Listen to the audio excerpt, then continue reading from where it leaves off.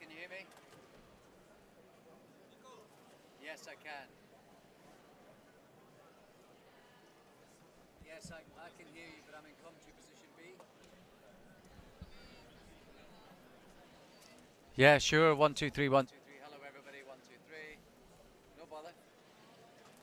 Thank you.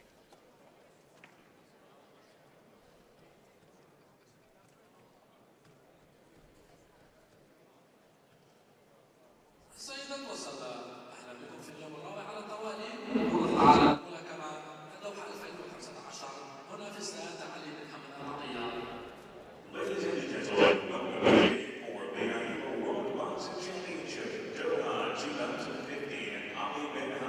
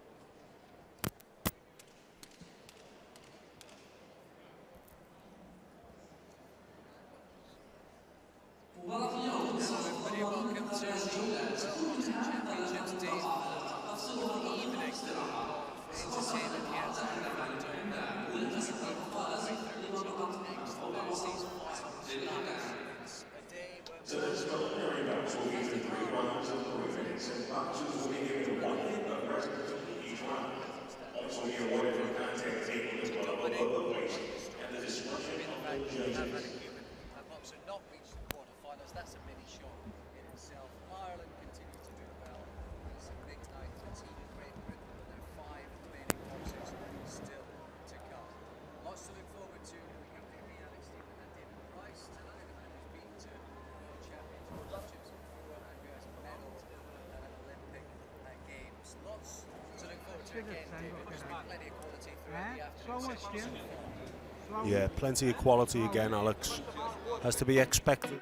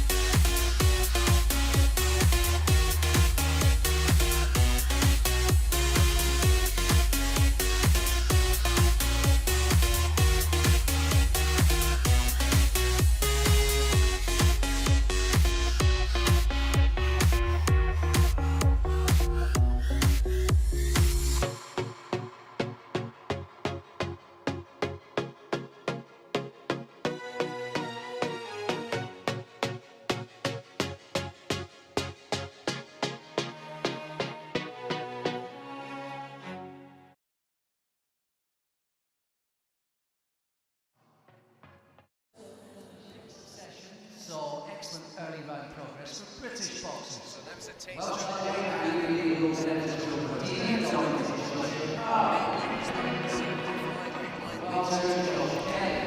missing points over another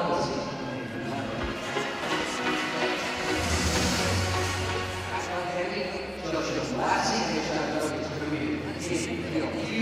that leads to celebrating G, the world champion.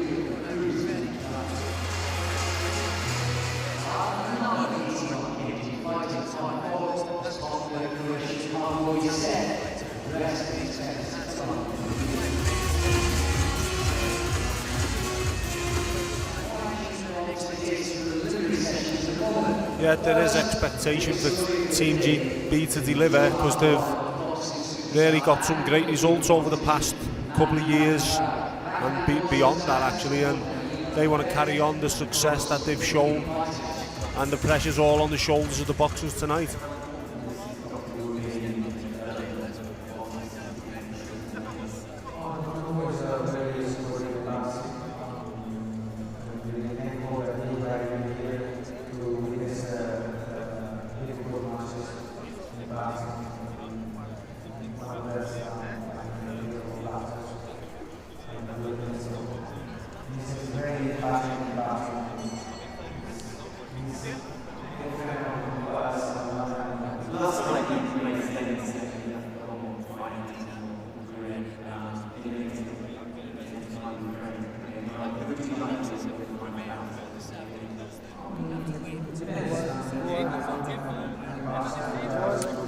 I think the boys who are going to be on this evening, they're going to be doing as much as they can to stay switched off. Back in the hotel, they'll be listening to music, maybe watch a movie, anything they can, just to keep the mind at rest until they get to the venue. And then once they start getting the kit on and the boots and everything else, then that's when the adrenaline should really start pumping.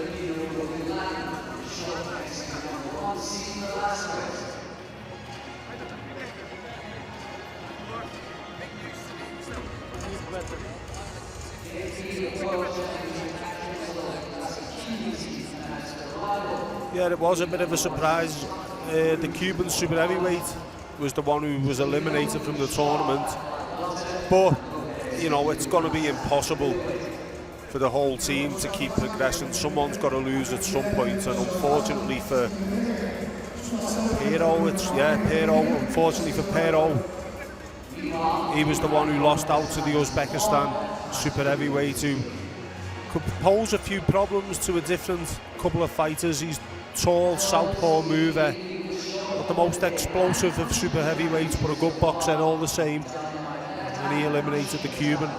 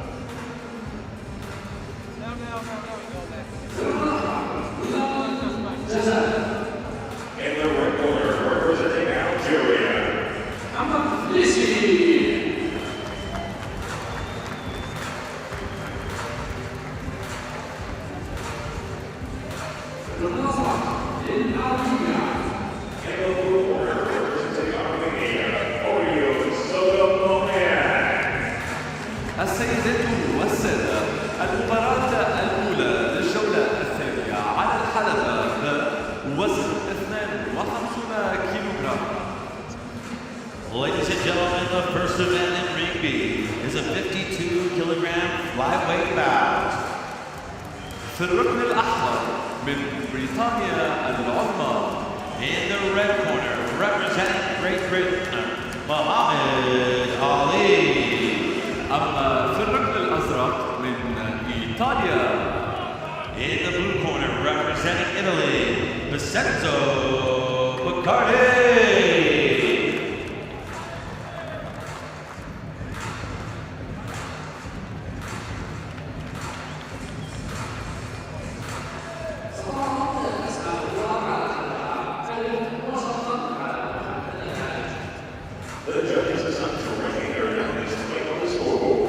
Yeah, good one to start us off this evening.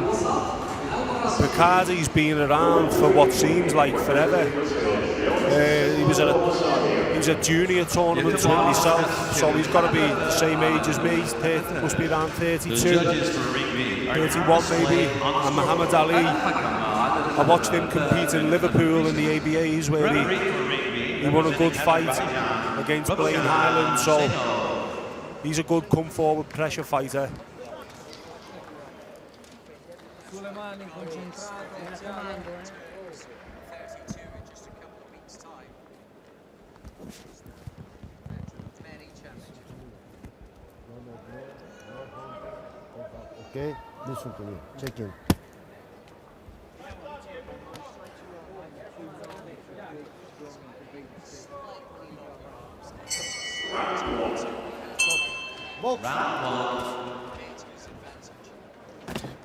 Yeah, he is tall for the weight, Ali. Picardi himself, he's a pressure fighter, if I can remember rightly, so should make for an interesting one.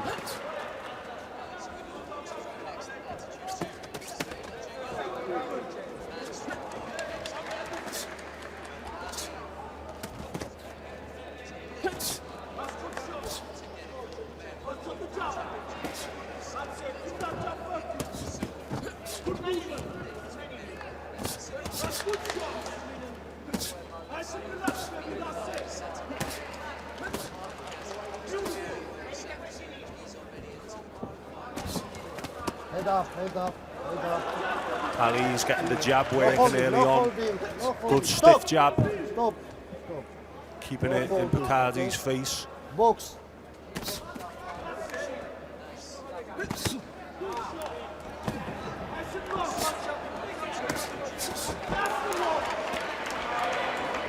And he's pushing Picardi back with that jab, so it's a good strong jab.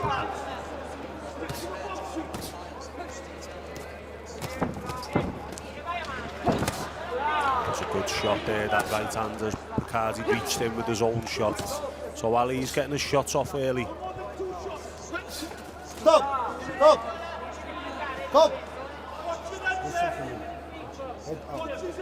Box.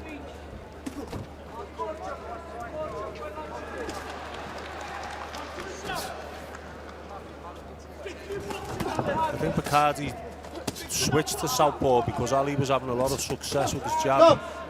So he's trying to confuse him a little bit. Head. Stop. Head up. Okay. Box.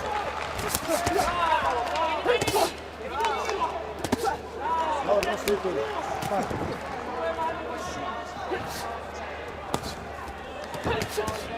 Yeah, really positive start from Muhammad Ali for Great Britain.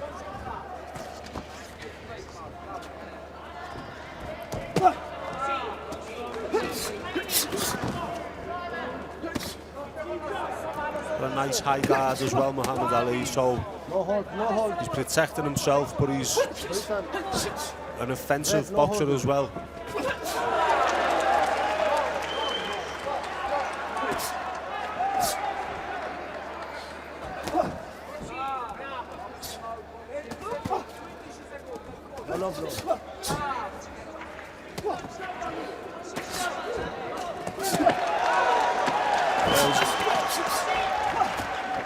Starting to land now, Picardi from the southpaw stance, the right hook. Stop!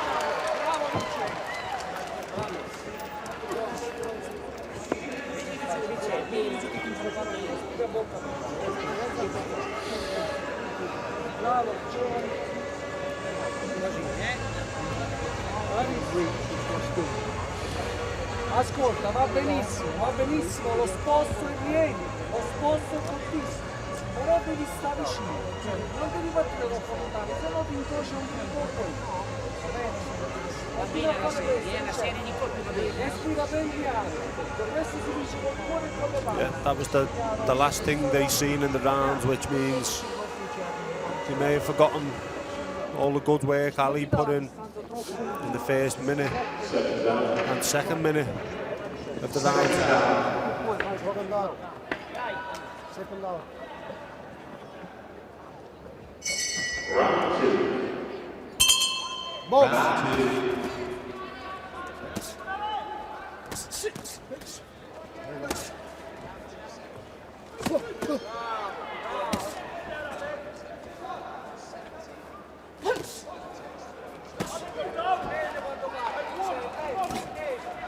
Ali is tall and slender, but he really has got a strong jab. Head up. You can definitely punch Ali for the weight. He's forcing Picardi back.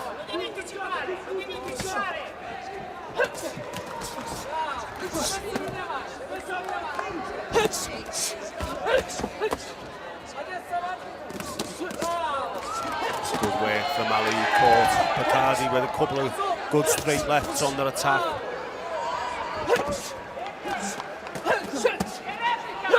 Yeah. No blow, Italian. Yeah, he walked onto a left hook from Picardi just then, and I have seen Ali before, and he can put the pressure on and come forward, but maybe leaving himself open at times. Box.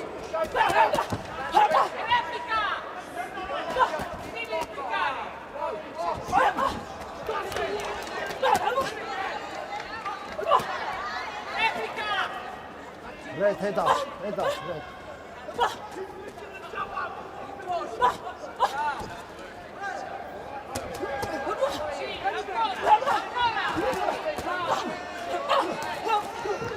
Good bit of work from Picardi in that exchange. Throwing his shot and then using his feet to get straight out the way.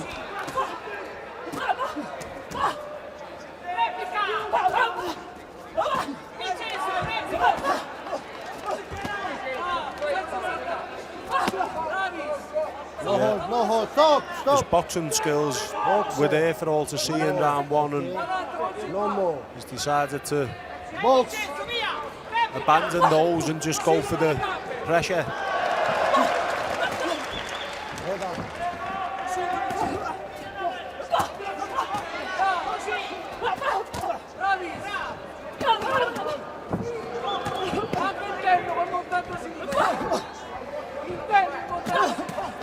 Head up. Head up. Picardi has had some success himself in this round, though, Alex. He's caught Ali with a couple of good clean shots, which may have caught the judge's eye. Head up, on the hip. Stop.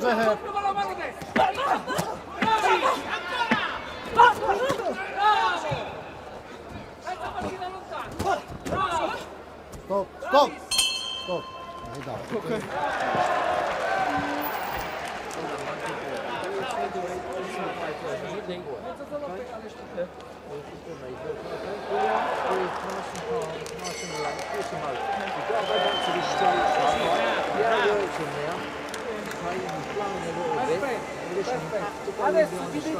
Well, they both look tired after that one.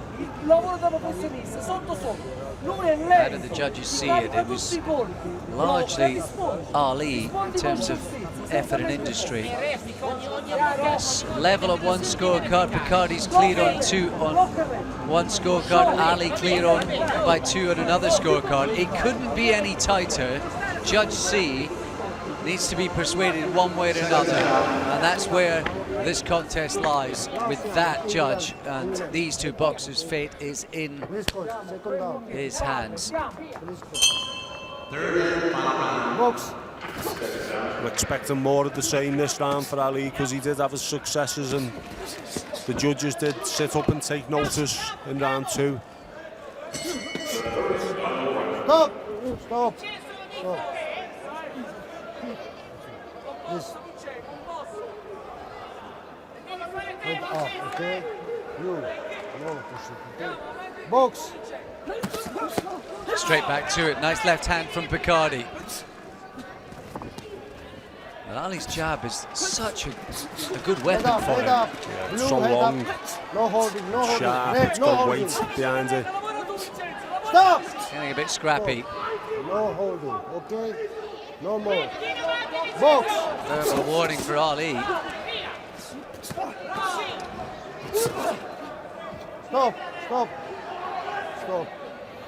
Head up. Box. It's better from Ali. Straight punches. Stop. I think that was the advice from the corner, wasn't it? It was a good right hand in there from Ali. Slight problem with the left glove.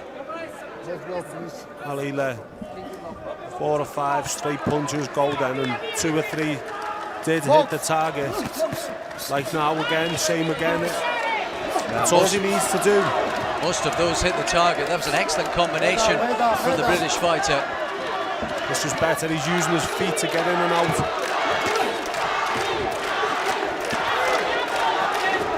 And the fans are getting into it beside us as well. No holding, red, no holding. Ali, No non-stop. push. And see how much he wants this. He took a left hand though. That was a good shot landed by Picardi. That's what he needs to be careful of, Ali, when he's charging in like he just was. No hold, no hold. Boxing. No hold, no hold. Head up, red, head up. He is absolutely non-stop. If anyone had any doubt about what a World Championship means and the prospect of a quarter-final place means to these boxers, you're seeing it right now.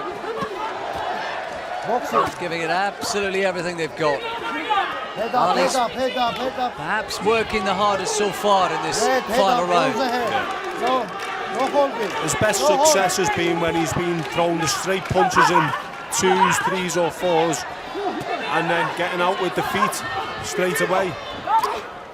Actually, that's exactly the advice that was coming from Dave Alloway and the boys in the corner there for Team GB. Oh, good right hand, Ali. 10 seconds to go here. No more.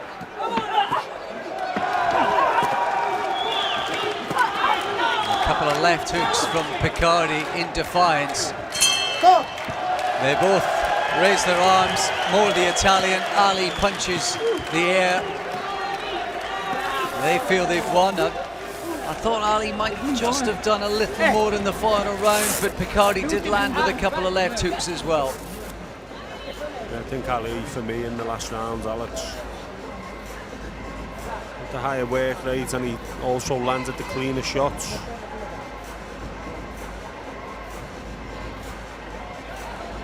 Picardi's on his toes. He's been here before.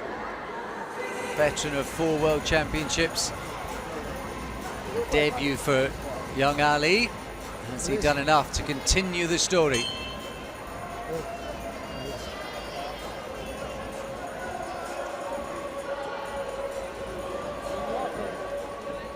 Don't forget, of course, another bout finishing simultaneously over in ring A. And working over 1 point on the right corner, representing Algeria. Flissi winning for Algeria over in ring A. Will they get a red decision here in ring B for Ali? The winner in ring B, by way of points in the red corner, representing Great Britain,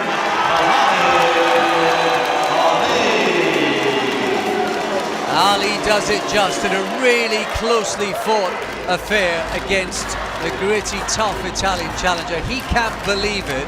I don't think there's any scandal there by any stretch. It was a tough, close bout. We felt Ali just did a little more, and I don't think you could fault the effort that Ali put in the second and third rounds. That I think the desire was there for all to see. Yeah, let's say it without an ounce of bias. For me, Ali won that contest. There you can see how close the judges saw it. 1 point in it either way. The judges A and C, although quite convincingly Judge B saw every round actually for Ali. And Picardi landed punches, particularly the left hook. And although I must admit I didn't necessarily think that the aggressive stance that Ali took from the second round onwards was necessarily the right tactics, it worked for him. Yeah, it worked for him, and we were also impressed with how he started the bout in the first round, but the judges sided with Picardi in that round, and Ali may have got wind of that, and then he decided to alter his tactics. So, after 3 close disappointments earlier on in competition, Great Britain finally has a first quarter-finalist in the shape of Muhammad Ali. In the red corner, representing Germany, Tuba. Our next bout features this, a young German, Hamza Tuba, 23-year-old. And he's up against the Azeri number 2 seeds, Elvin Mamishzada. And Mamishzada, with great experience, talent, medals, ability, and indeed that high ranking in the 2 seeding as well.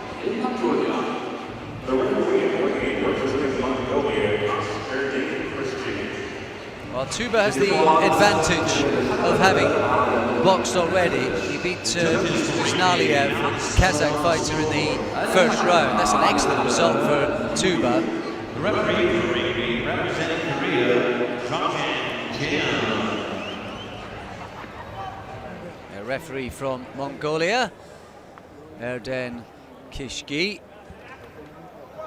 Judges are from Trinidad and Tobago, Turkmenistan, China, Finland and Russia. 5 of them. 3 have been preordained to score prior to the beginning of this bout, which is upon us.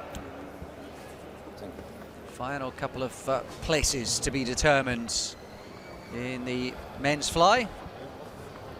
No, well, okay.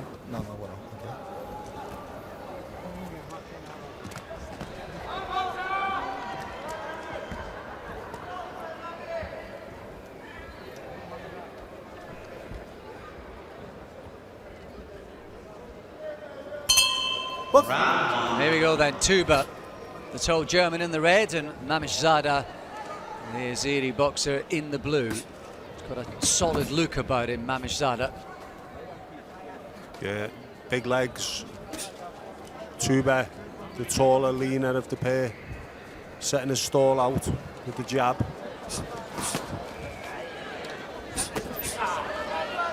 Yeah, and you can see Mamishzada really punches from the core centrally. He's solid all round. Nice jab from Tuba.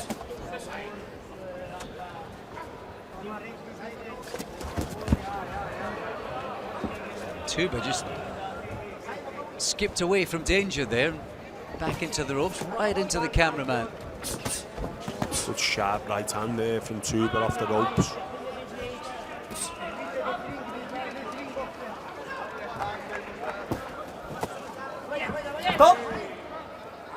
Even though Mamishzada is the shorter of the 2, he can still use his jab to good effect in this contest. Nice right hand there from the Azeri boxer. He's perfect. He's been picked off with a jab by Tuba. He's ready to explode. Nice 1-2 combination. Tuba back with an overhand left hand.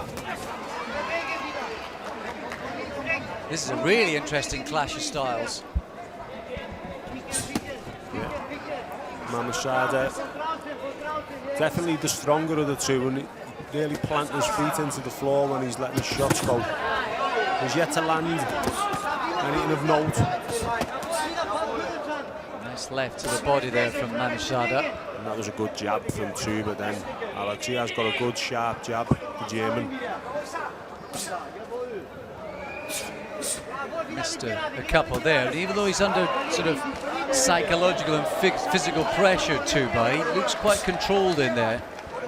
Yeah. Well, he's probably used to opponents being shorter than him and putting them on the back foot, so it probably suits him.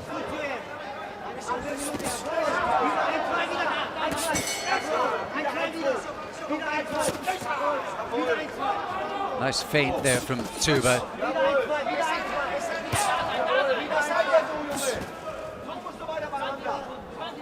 Closing seconds of this first. I wonder if this is one of these rounds, maybe one of these bouts where the judges will be drawn to the different styles here. Very much aggressive Mamishzada, but not landing that much. Tuba under pressure, yes. And just chipping away with the jab and the odd clean punch. Interesting one. Good round for Tuba in my book. I didn't think Mamishzada had done enough to take the round, despite him being on the front foot and letting a flurry of punches going every now and then. Big power shots, but none of them seemed to land. Whereas Tuba landed some good sharp jabs and a couple of sharp long right hands. Well, the judges liked Mamishzada's aggression. There you see body shot, slightly low, flipped up. Tuba came back with his own. It was the jab that was the key for Tuba in that round. Quite a bit of missing from both men.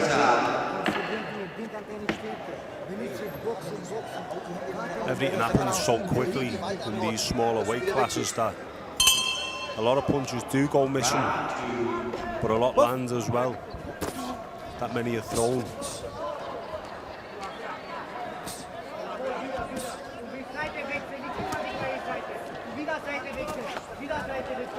Mamishzada is only 24 in December, but he's already been to a couple of World Championships and quarter-final stage at both. There's a big right hand from Mamishzada.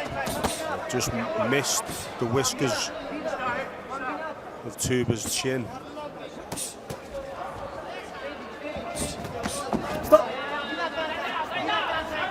A sense of urgency from both boxers in this one, but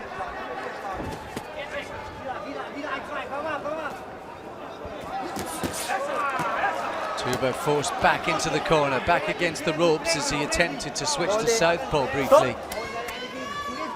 And that's where Mamishzada will get most of his successes, when Tuba's either in the corner or static on the ropes, but Tuba's moving well. His feet are constantly moving. That's where Mamishzada needs him here. Mamishzada was trying to tee him up for the bigger punch there. There's a couple of tippy taps to try and pry open the opportunity.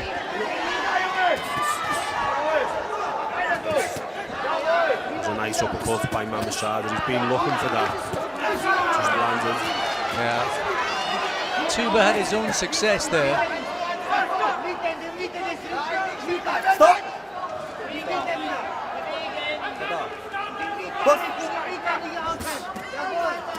Another right hand from Tuba. This is third World Championships as well. He's never got beyond the second round yet. That's what's up for grabs for the quarter-final place at stake.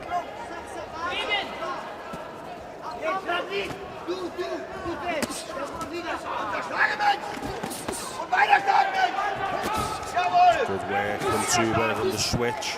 Really nice, yeah, really nice move, and he landed a straight left. Oh, he walked onto a right hand there. Tuba, that was a massive punch from Mamishzada. Tuba had the good sense to tie him up. Starting to make a couple of mistakes now, Tuba. Pressure from Mamishzada starting to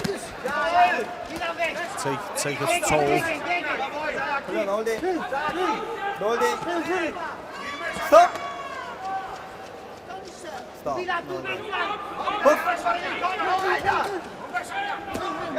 Well, they both landed eye-catching punches in this round.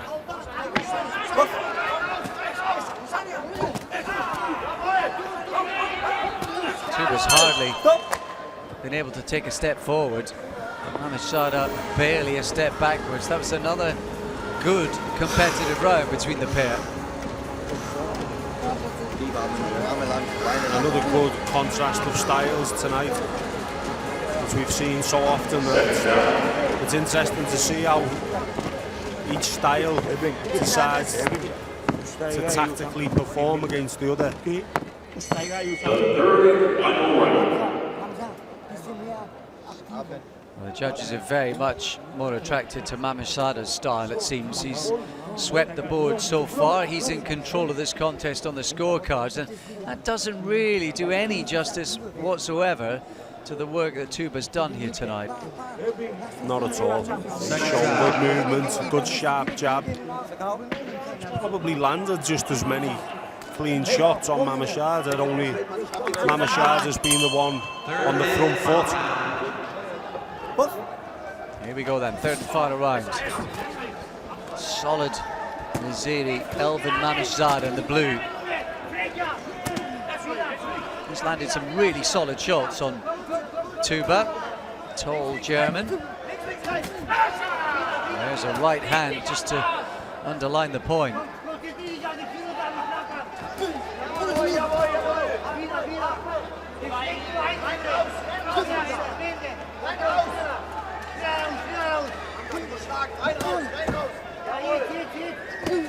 A big right hand of Mamishzada. Tuba keeps moving to the left. Mamishzada's going to line him up for it. Just missed with it there.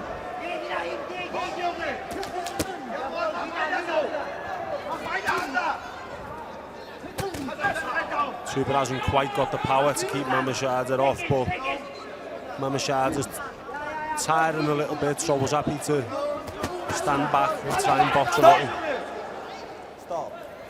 Yeah, he's a strong-looking boxer for flyweight. Just makes you wonder how Muhammad Ali will get on against Mamishzada if indeed he progresses to that quarter-final. That's the way the draw is set up. He's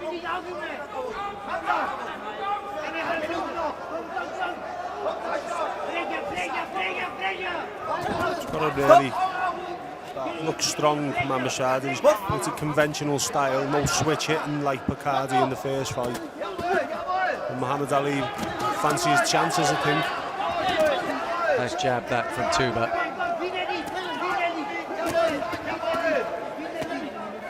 I think Mamishzada does load up on his punches. No surprise that he's a little weary at the end of this. Yeah, he does load up. And he doesn't throw an awful lot for a flyweight, but he does load up and put power into the ones he does throw.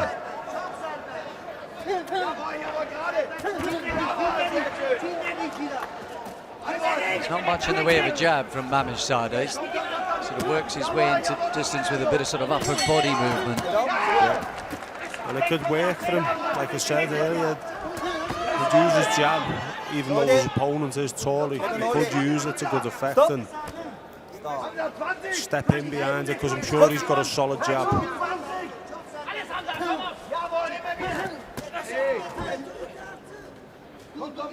Closing seconds of this one. Battle of styles between the aggressive Elvin Mamishzada and the style of Hamza Tuba. Looks like Mamishzada won the battle.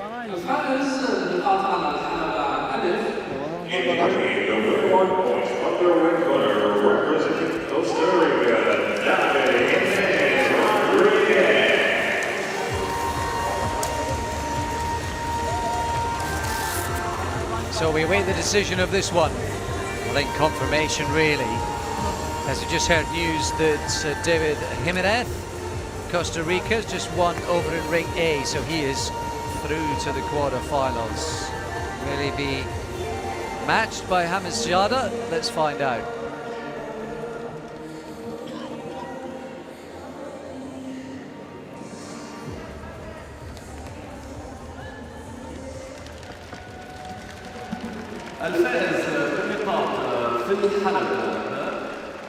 The winner in ring B, by the way of points in the blue corner, representing Azerbaijan, Elvin Mamishzada. The aggressive, tough, hard-punching Elvin Mamishzada from Azerbaijan is through to the quarterfinals, and he'll face Great Britain's Muhammad Ali.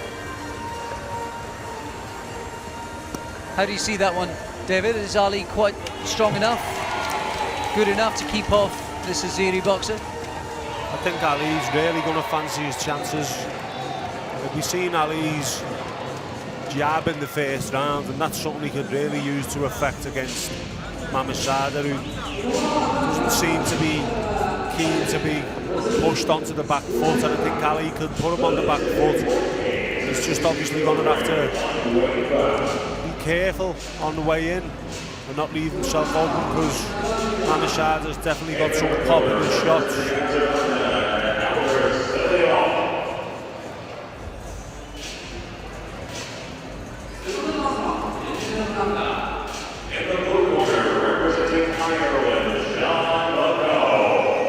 So introductions for our next lightweight contest as you look at some of the action from our previous flyweight bout. Mamishzada on his way. Ladies and gentlemen, the 30-event in Ring B. This is 60 kilogram lightweight bout. Britannia and Doha. In the red corner, representing Great Britain, Cordina. And it's Joe Cordina, British European champion, who makes his way to the ring. Representing People's Democratic Republic of Korea, Quan. And he's up against Quan, the Korean boxer from the People's Republic. He's ranked just inside Quan, just inside the top 50 in the world. But we know that Cordina, the Welshman representing Great Britain, is a real talent. The referee for the representing Nigeria.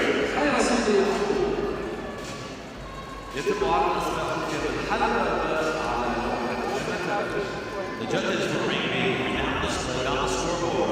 Well, I suspect that Cordina may be inspired by Ali getting to the quarterfinals in an earlier bout. Maybe to double up for the British team on that, but this man, Quan, in his way. Especially head. Okay? No holding, no. Good luck.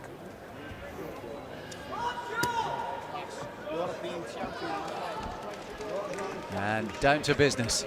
Just there, Paul Walmsley in the corner, reminding Joe Cordina that he's European champion. Just to give him a little boost before he gets to work. Yeah, he's one of a handful of British boxers who got to finals in the European Championships. He was the only one to come away from gold. But, what a terrific haul that was for the team. Massive achievement, Cordina. I'm looking forward to watching him. Against the southpaw, Quan. Powerfully built as well. This lightweight.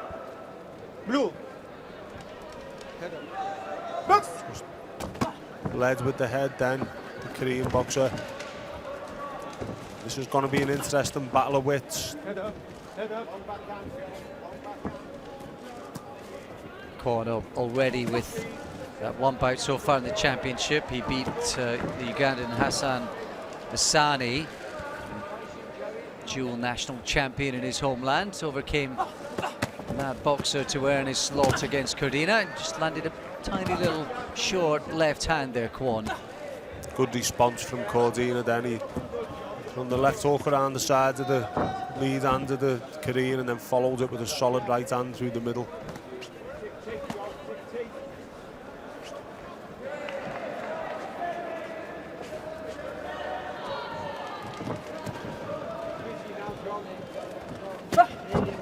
Right hand, nice again from Cordina. Excellent fast hands, really fast hands.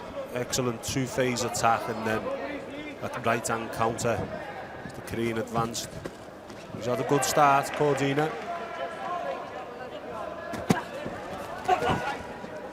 His footwork to get back out of range to avoid the counters is quite impressive. He's got great footwork. He's switched on, the concentration levels are high, which is important because he's got a tough opponent in front of him.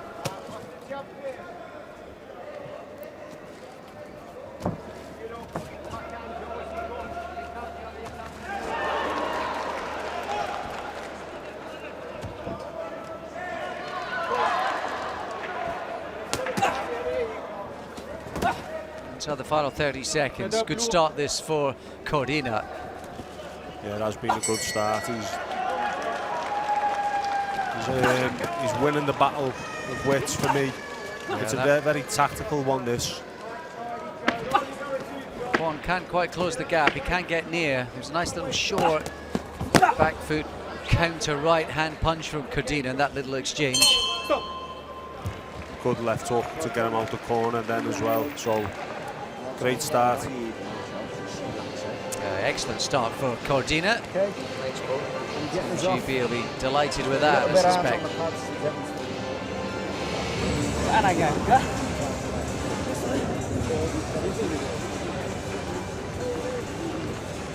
There's confirmation on the scorecards as well. Cordina sweeping it for all three judges, A, B and C.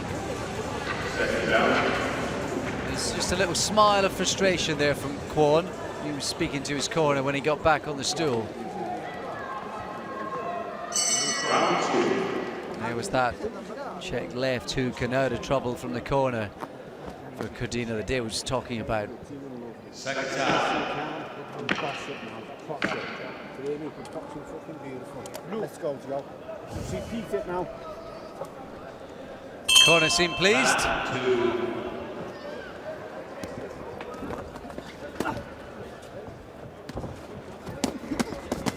Yes, Quan's been given the instruction. I think he knows what he has to do. He's got to pick up the tempo, throw more punches, close the gap. He's trying to do that. Cordina's work on the counter is what's given him his success. He's triggering Quan, and when Quan's coming in, he's stepping back with great timing to catch him with that right hand like then.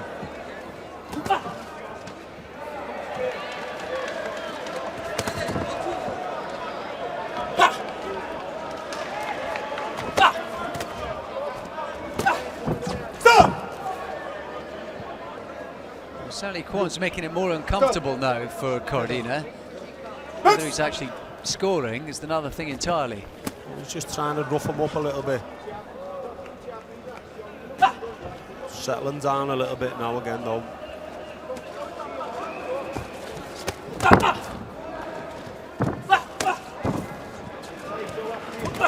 Cordina, bronze medalist last year in Glasgow as well in the Commonwealth Games. He's been picking up medals for fun in recent years. Good work again from Cordina. Just pivoting off as he landed that left hook.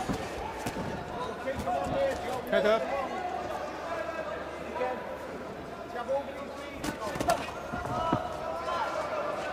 That right hand counters getting time perfect by Cordina as Quan's on the way in. And it's his long range work which is having the success.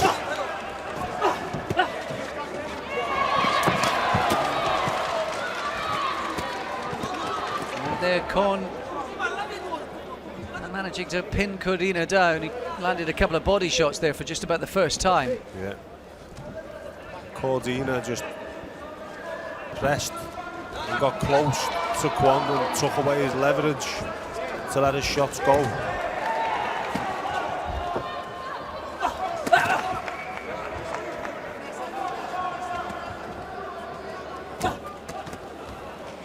Nice jab. No deep. Stop!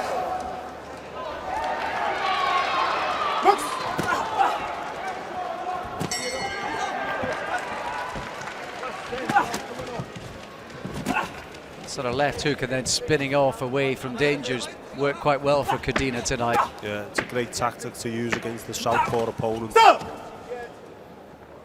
He's on the right side. I think he's taking a warning point here, the referee. I think he's been given a warning. Quan.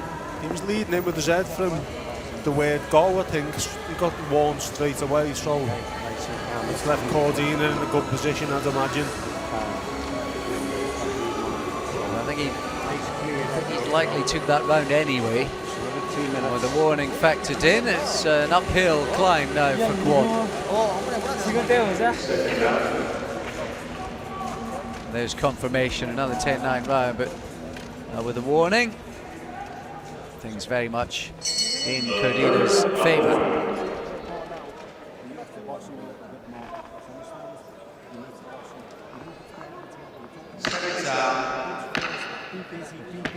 It's good pressure from Quan as well. At least he gave Cordina something to think about, and that's more experience that'll hold him in good stead for the next round. Providing, of course, Quan doesn't produce something sensational in this 3 minutes. No, it's been a good one for Cordina, this. He's had to be switched on throughout because he's a dangerous one in front of him, and tactically it's been a difficult contest.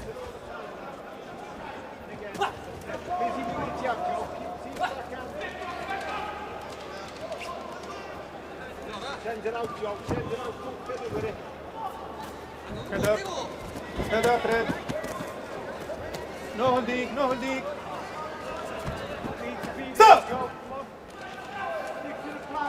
Well, Cordina's been to World Championships before. This is third visit to one of these tournaments. Never got past the first round previously, so he's already bettered that record, and it looks like he's set to excel even further.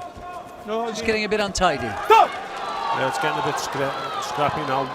Cordina should get back to what was giving him the success in the first 2 rounds, and that's keeping him long and moving his feet, phasing the attacks. Stop! Both. No holding. Okay? Looks.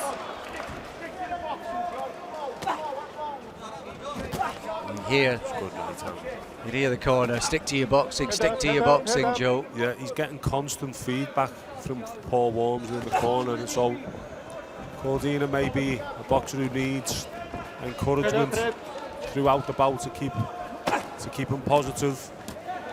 He's got everything to be positive about in this one.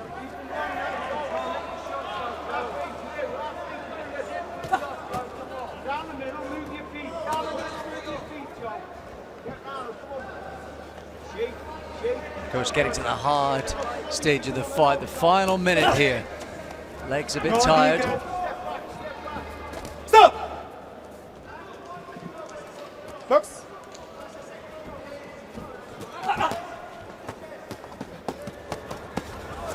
No low blow. These rugged Quan. No holding. Just Stop!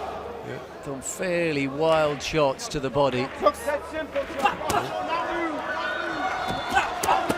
Definitely worthy of being in this stage of the tournament as Quan is he just can't deal with Cordina's time and length and that footwork he's got. Head up, Red. Good counter left hook by Cordina there. Yeah, he's got back to his boxing and the skills that were serving him so well earlier on in that contest, and I suspect a fairly comfortable assignment in the end.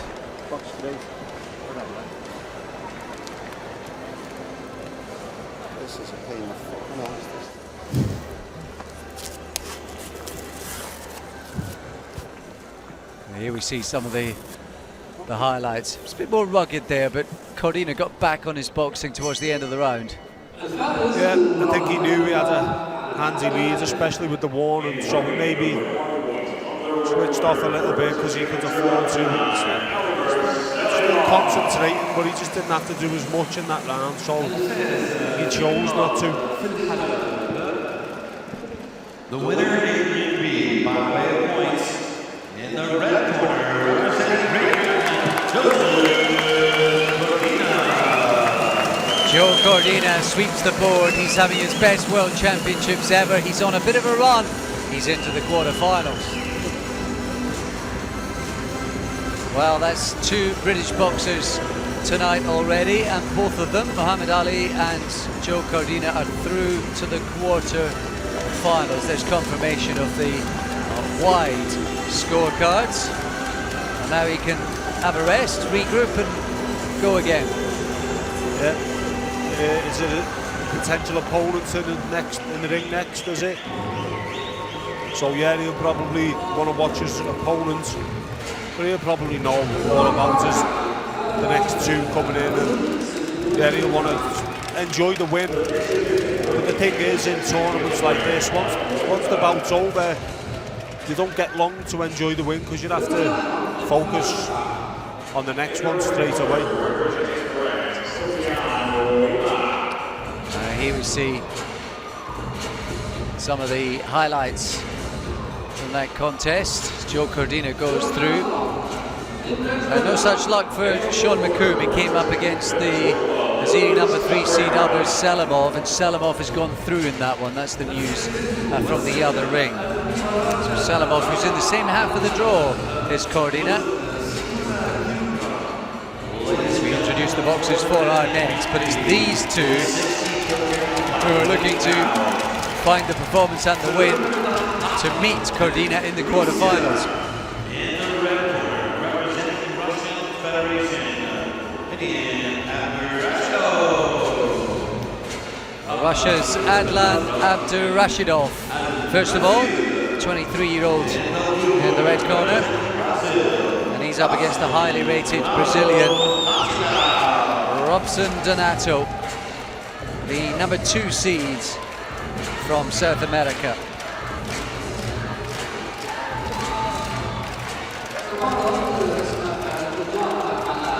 So Abdurashidov versus Datato coming up now. Russia versus Brazil.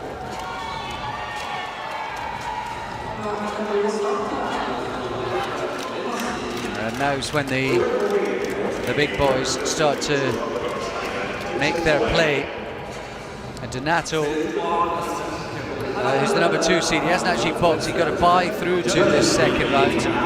Abdurashidov, who's just inside the top 50, beat the Kazakh boxer Sefulin.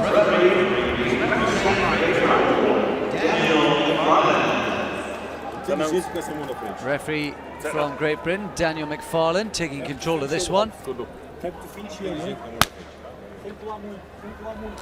Okay, gentlemen, you know the rules, okay? Keep your heads up, okay?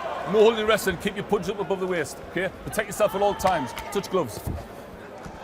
So, referee from the northeast of England, and representatives from Eastern Europe and South America in either corner.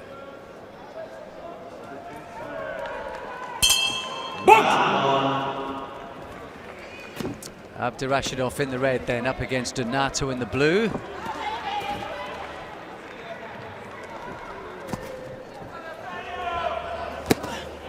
Datato, number 2 seed. Watch your shoulder.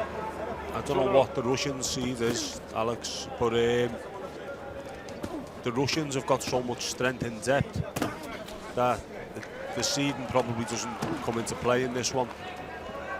Yeah, he's just around the top 50 mark in the AIBA rankings, but of course that depends on which sort of events and tournaments you've taken place in. They don't always flow with the sort of seedings, but yes, he on paper he'd have a bit to find.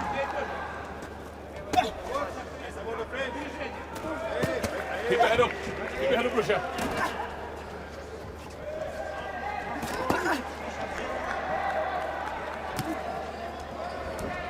First thing you see is Abdurashidov wants to press the space. Head up, head up.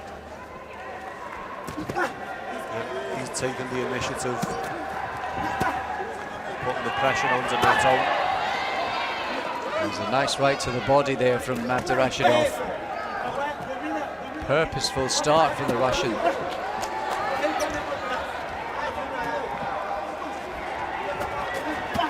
Yeah, he's all out attack so far. Watch your head. Datato, he's coping with it, but it's looking good so far for Abdurashidov. He's landed a good right hand there as well.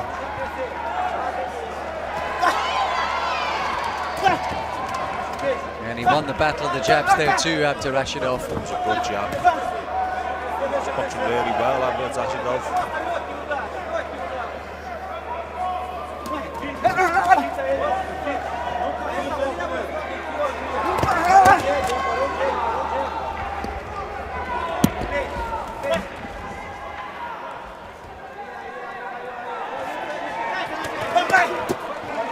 better. The left hook followed by the right hand from Rashidov. Yeah, Datato can't quite get off.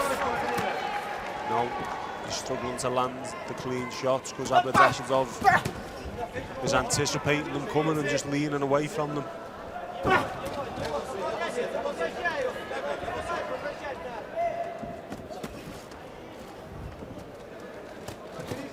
It's a bit better from the Brazilian, a little.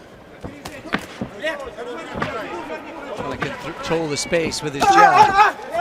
And he managed to dart out of distance there. I think it might have been right hand from Datato, and there he goes again. And a nice finish from the Brazilian. Most of the better work throughout that first part of the round from Rashidov. Of course, Rashidov won that round comfortably. For me,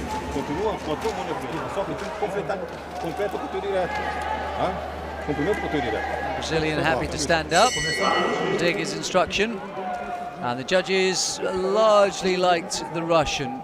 He's won 2 of the scorecards, but Datato won it on one of them as well.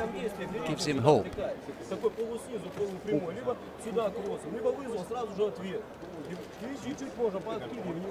There's some clips from the end of the round when Datato made Rashidov miss. Corners, please.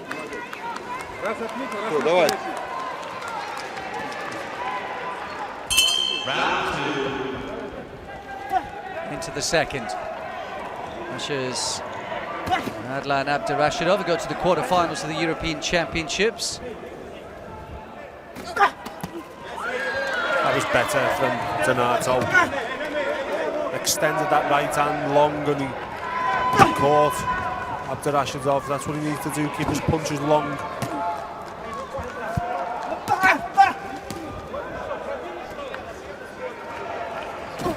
Stop! Looks like Donato's going to try and get on the front foot here.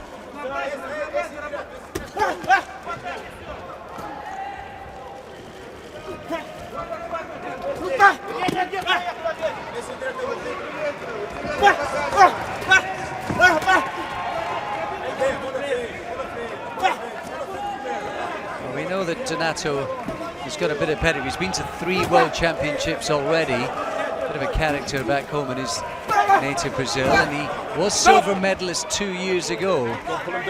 Went out to Lomachenko in 2011. Pull him down. Box! Yeah, so that's great credentials coming into this one. The silver medal in the previous championships, and he's getting into it a bit better this round. Yeah, I think he's starting to enjoy himself. His punches are very long, aren't they? Yeah, he's got long arms.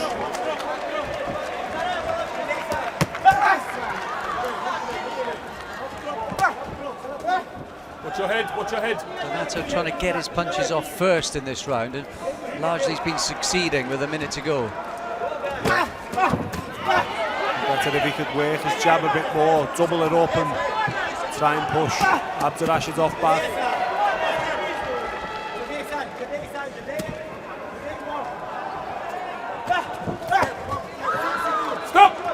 Rashidov's got a fantastic record in the WSB. He won 5 of his 6 bouts in the most recent series. 13 of 16 in total. Remarkable record in that format. Great record. Which is what I was saying about the seeding system. Russia have got such great strength in depth. It's not unknown for the number 4s in Russia to go and win European Championships. Watch your head. Brazil, keep your head up. Or even beyond number 4. Oh, absolutely. Well, it illustrates that point. He's been to 4 Russian national championships. He's never won one yet. Gives you an idea of the strength and depth. Stop! No holding. Really Box! tough boxing, great boxing country, Russia.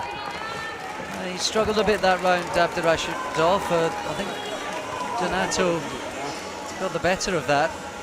Yeah, I agree with that. Datato warmed into it in the second round, and those long arms started getting to work with them straight right hands and the left jab.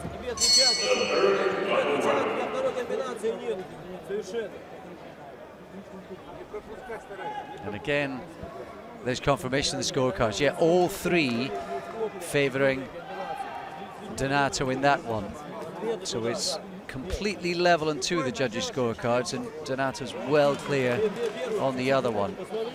But there isn't that much in it, No. is there, Alex? No. So it's all to play for still. Corners. Still. Box up. Still. Third and final round. Here we go then, into the final round. Adlan Abdurashidov, the Russian in the red. The Good Brazilian, jabs. Robson Datato. Datato, I should say. Good jabs from Datato starting this round. Fast, long shots.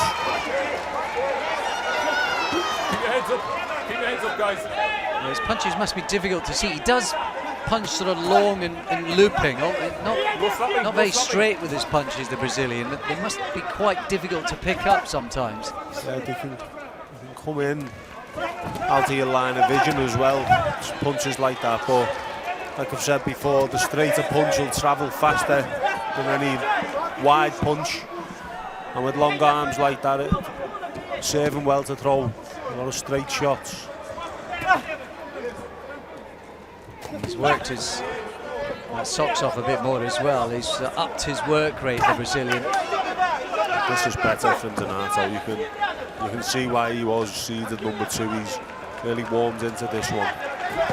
He's plenty of experience. Those World Championships we touched on. Been to a couple of Olympic Games as well.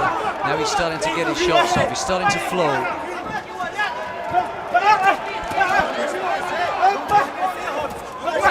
Back comes after Rashidov. Work inside.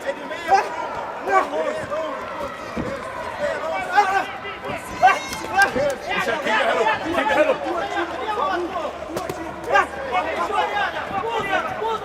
Rashidov just throwing caution to the wind now and doing everything he can to get close to Datato with his fingers cornered, signaling that he needs this round. Yeah, he's pretty much chasing around the ring now after Rashidov. Stop! Listen, don't hold. Watch me, don't hold. No holding. But!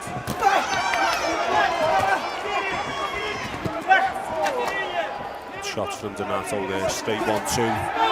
Stopped Abdurashidov right in his tracks. He's coming again now. Stop! No pushing. Don't push. But! Yeah, he kind of leaned in almost with the arms in the head there, Datato. He's getting a bit scrappy here. Donato's a completely different boxer to the one we saw in the first round. Oh yeah. I don't know why. He needs a longer warm-up next time, but he has warmed up into it. The second round was obviously his best round. And I think he's took this round as well. Yeah, frustrating for Abdurashidov. And Datato seems happy with his night's work. Took him a while to warm up. It looks like finally he got there.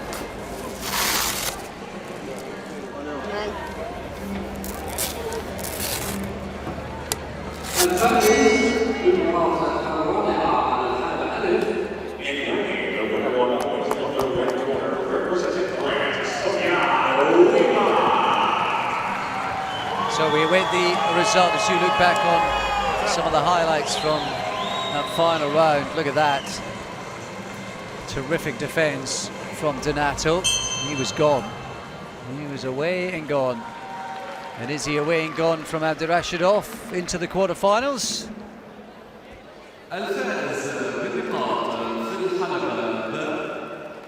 The winner in B by the way of points in the blue corner, representing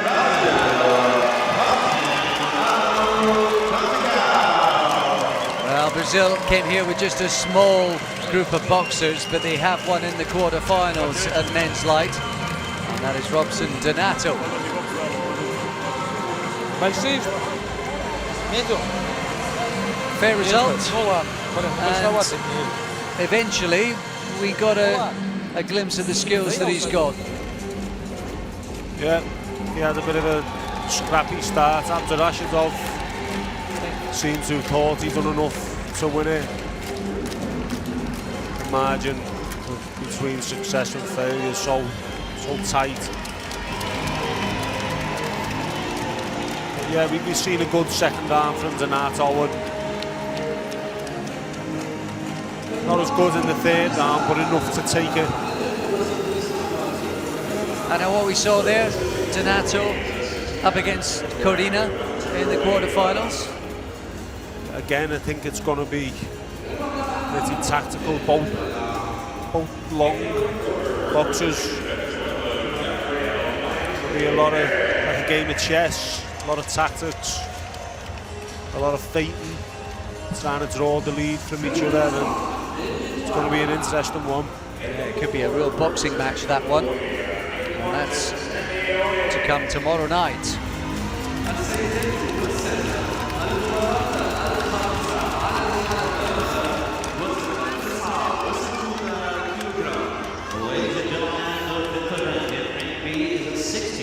Moving on then to our next division up in men's welter. New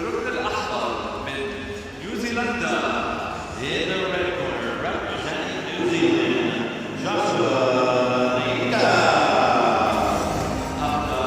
The second of the Naika boys from New Zealand we've seen in action at these World Championships. This is Joshua Naika,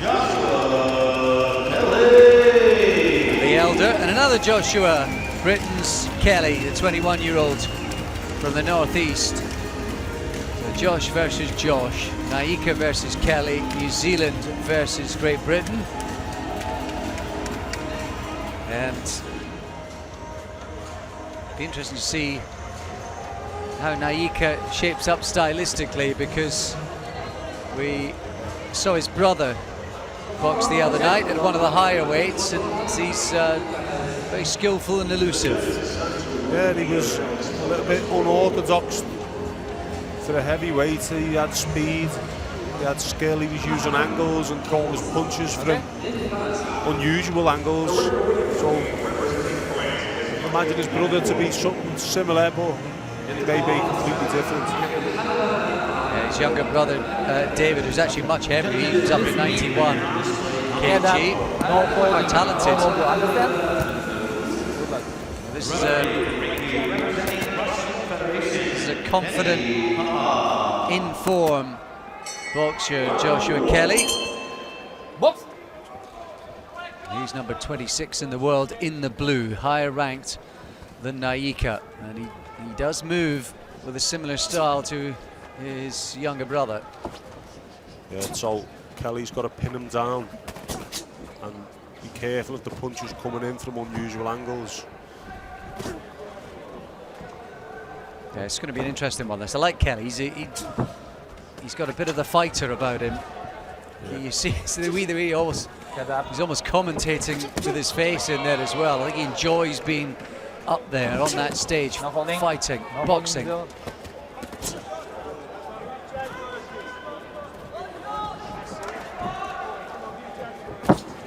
Walked into a jab though, from Naika. Good jab from Naika, stopped Kelly in his tracks. Just clipped him with a couple there again. So Kelly needs to keep his hands up, because like I said, the punches are coming in from unusual angles from Naika. A bit unconventional. Yeah, and he's just chipping away with scoring shots, Naika. There's a left hook. There's another jab.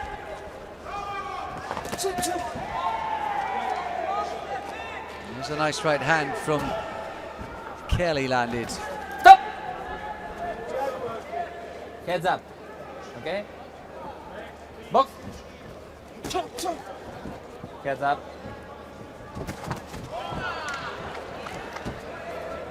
See, they surprise you, these punches coming in from Naika, because you're really not expecting them coming out of your line of vision. That's why Kelly seems a little bit stunned by a couple of them. That's better. from Kelly. Naika's sharp. Good start from him, but that's better. Kelly's footwork just slightly out of range, trying to get his punches off, get back out, then ready to counter. He's a bit sharper now, he's a bit more switched on. Looked like he almost came out to try and bulldoze Naika, make a point in the first minute, and it didn't work. Heads up. Heads up. Yeah, I think you're right, Alex. I think it's easy sometimes for boxers to think they're going to be fighting against a less strong nation, but every individual is different.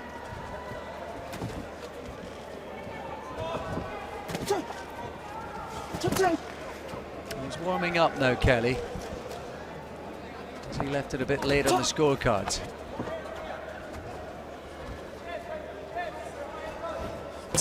That's better, good jab.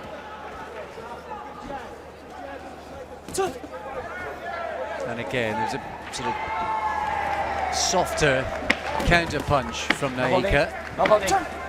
No holding.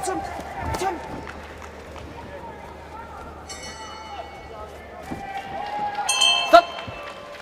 Good work, great pressure from Josh Kelly. Naika scored with quite a lot in the early part of that round.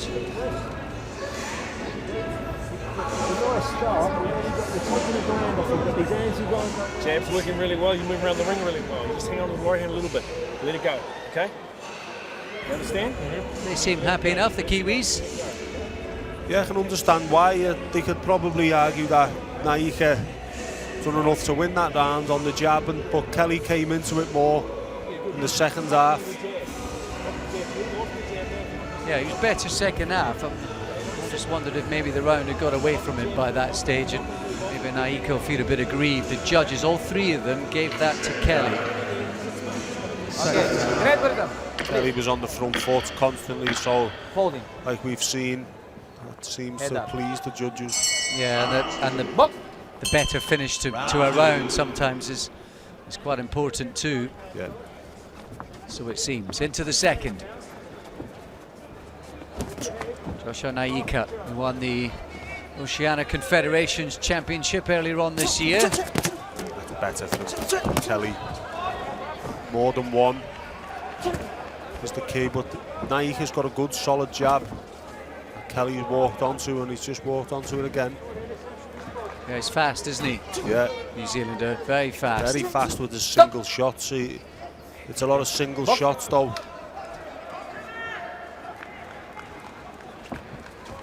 Very inexperienced as well. He's only had this is 29th bout, something like that, Naika.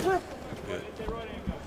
See, Joshua Kelly might have been aware of that before the contest and thought he was fighting a novice, but Naika's got some skills.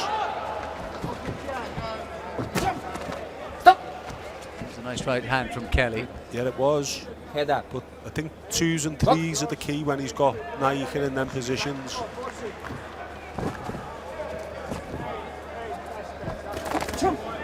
Well, he took one to land one there, Kelly. And again, you know, individual shots, scoring shots really. There's enough of them coming from Naika. That's a good punch from Kelly. Yeah, there's enough coming from Naika to argue the toss.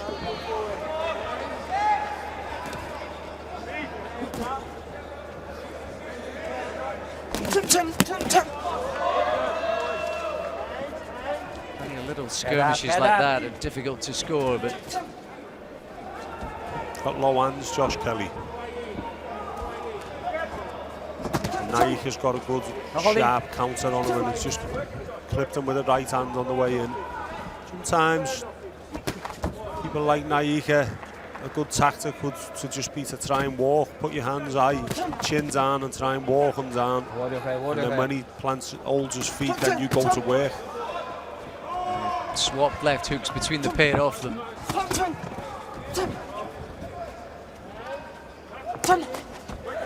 That's a jab from Kelly. Oh, that's a big shot there from Kelly. He wobbled Naika.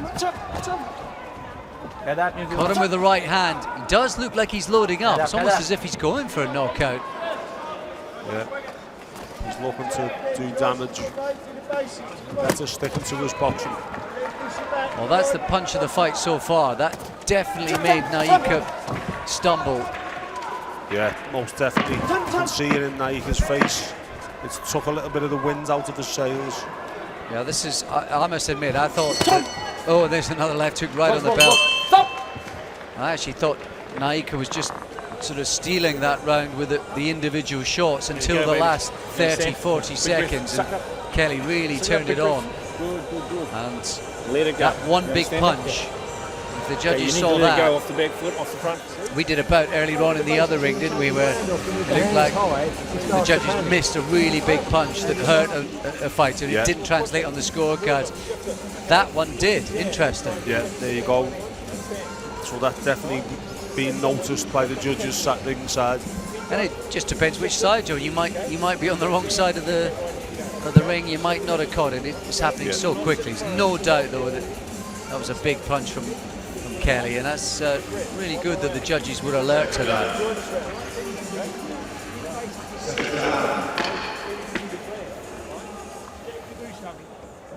Head up. The thing is, Naika probably feels his box quite well, and he'll have no idea that there's 2 10-8 scorecards against him. No, I think he has boxed well, especially for someone so inexperienced. He's really given a good account of himself.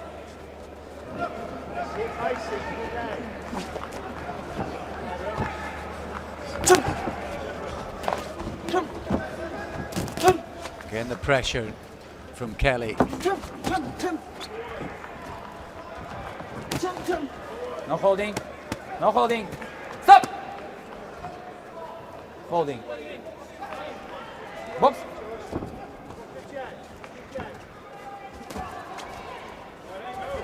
Kelly looking to engineer a bit of movement as he comes forward. Yeah, stop!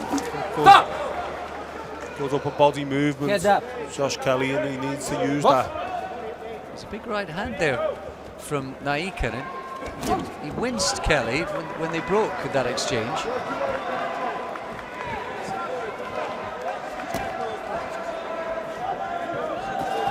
Yeah, as I was saying, Kelly's got the good upper body movement, but it's no good doing it without following it up with something.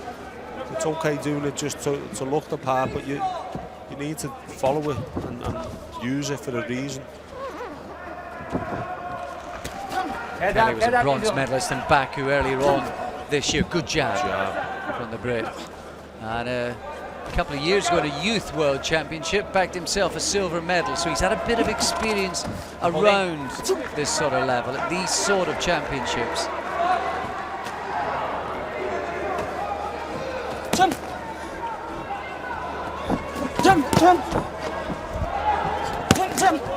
No holding. He's got Naika exactly where he wanted him there. I think he looks like he can punch, Kelly.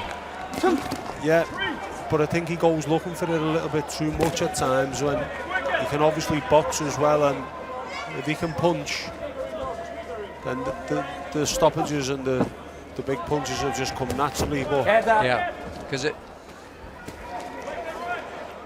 this is a bout that could easily have sort of got away from him. In the end, his sort of aggression, his strength and his power is sort of slightly overwhelmed Naika.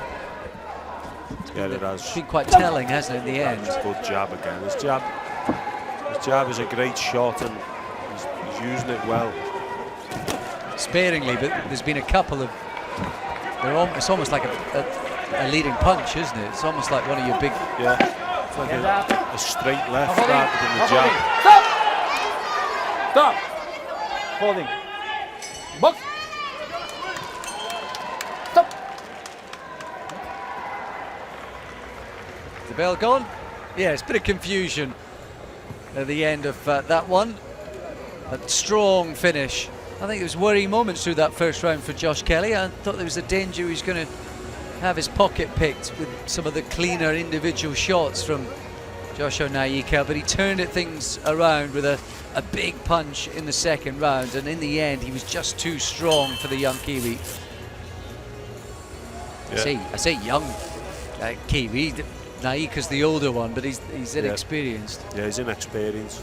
Yeah, Kelly looks strong, and he was a tricky opponent. Naika, good mover, some sharp single shots coming in off the ropes as Kelly was advancing. And he done well.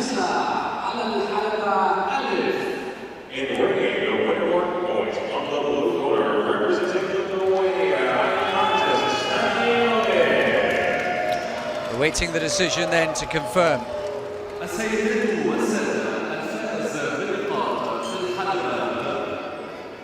The winner in ring B by the way of points in the blue corner, representing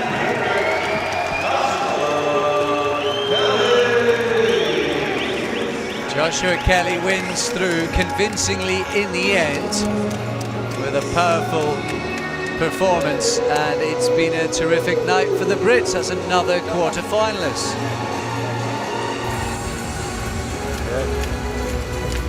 Three quarter-finalists then tonight for Great Britain, so that'll be a happy team back at the hotel.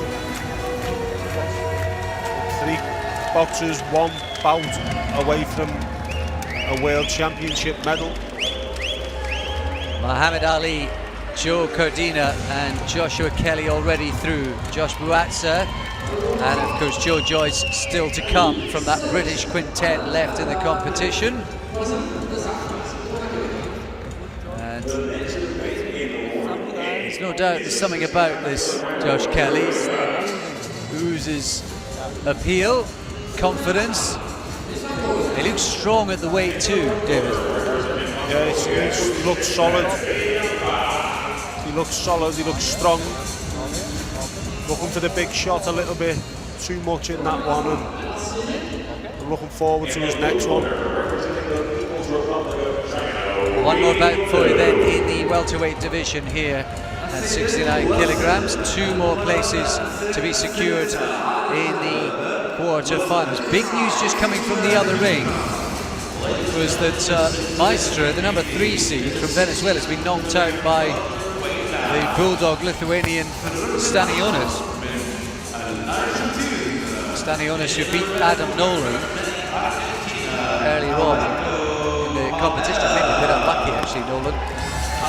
That's the way it goes in these competitions. Sometimes you get a slice of luck, you get a tight decision go your way, and it can be the difference between going on to a medal or going home early. It is, and the history books don't mention that. What the history books tell you is who won the medals and the champions, and it doesn't say that, oh, he was lucky to win a second round contest. Next up, this man, Alberto Palmeta, the Argentinian. He's in the red corner up against a Moroccan, Mohamed Rabi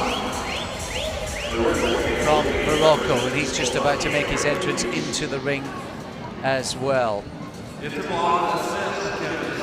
Rabi, the number 2 seed, is already qualified for Rio, courtesy of that excellent run of form in the WSB.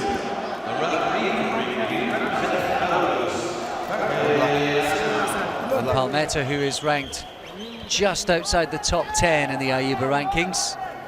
No holding, no low. Belarusian referee Surhai Asanau. Stop. Good luck. Brought them back to shake hands. Quite right. Argentina versus Morocco. Palmeta in red versus Rabi in blue. Rabi the taller, you can see the bulldog-like strength of the Argentinian. The southpaw in red.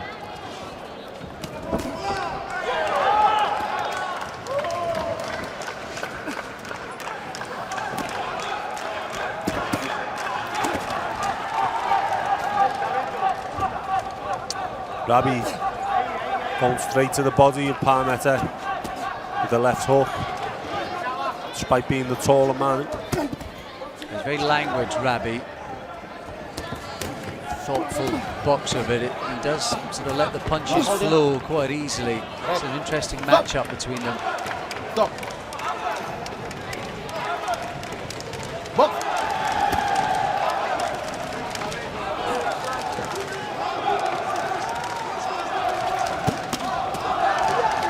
He works the body well, and because Palmeta's got his gloves eye protecting his head, he is leaving the body there to be punched. And that's one of the the great things we've noticed since the head guards have come off, it would have been easy, I suppose, for boxers to go head hunting, and it must be the influence of WSB and Pro Box now as well, but the amount of body punching we've seen added to the arsenal of these young and sometimes experienced boxers who are making the transition as well, having been to several world championships. It's been terrific to see. Yeah, it is good to see. And a lot of them were reluctant to throw body shots in the previous format because they didn't count for anything.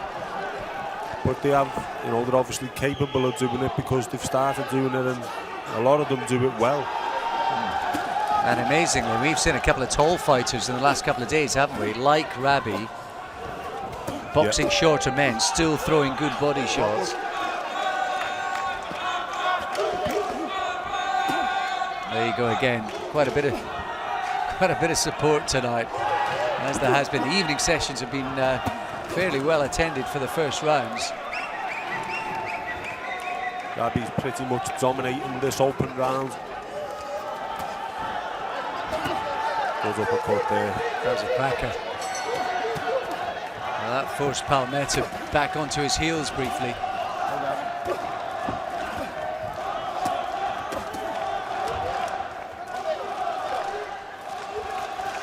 Good jab as well from Rabi, which is good to see against the southpaw opponent, and it landed clean. Left up to the body as well. Well, he was the WSB Boxer of the Year for the recent series, Rabi. What a run it was, and no surprise that he caught the attention of the online pollers and voted him the top man in 2015.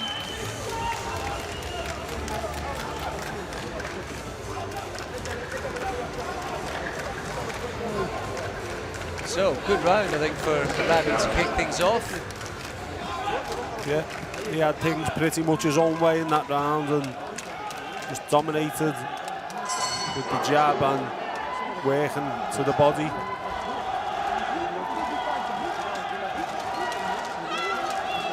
Here we see the odd flurries that Palmeta was able to get off. Otherwise, the Argentinian was almost forced into his shell throughout that opening 3 minutes.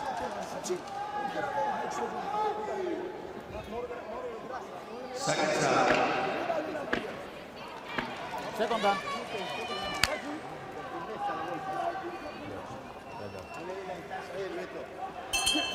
Round 2. Into round 2 then. Mohamed Rabi, tall Moroccan boxer in the blue. Oh, that's a terrific right hand.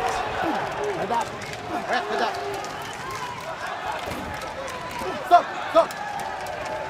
No. Box.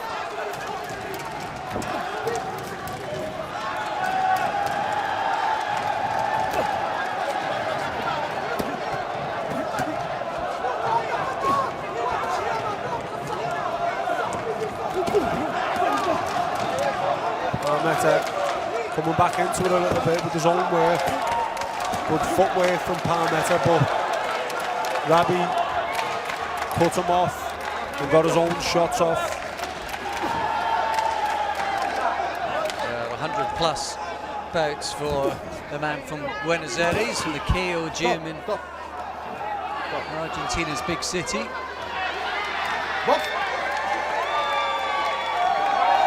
Comes into this one in real form too. He won a couple of medals in the American Confederations and Pan American Games earlier on this year. Good work there from Rabi. Just stepped to his right as Palmeta's left came in and just countered with it.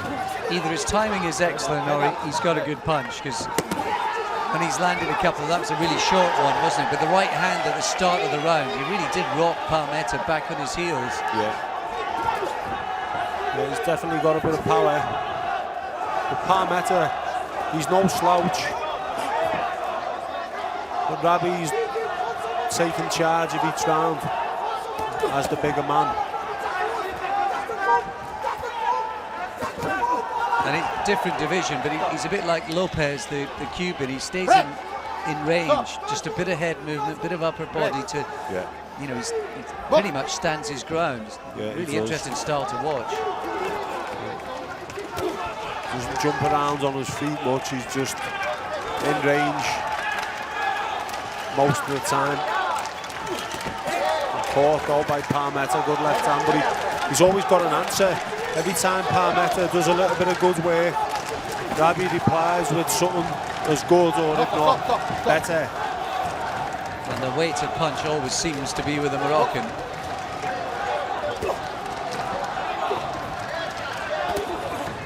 It's been a good response from Palmeta. Yeah, most definitely has.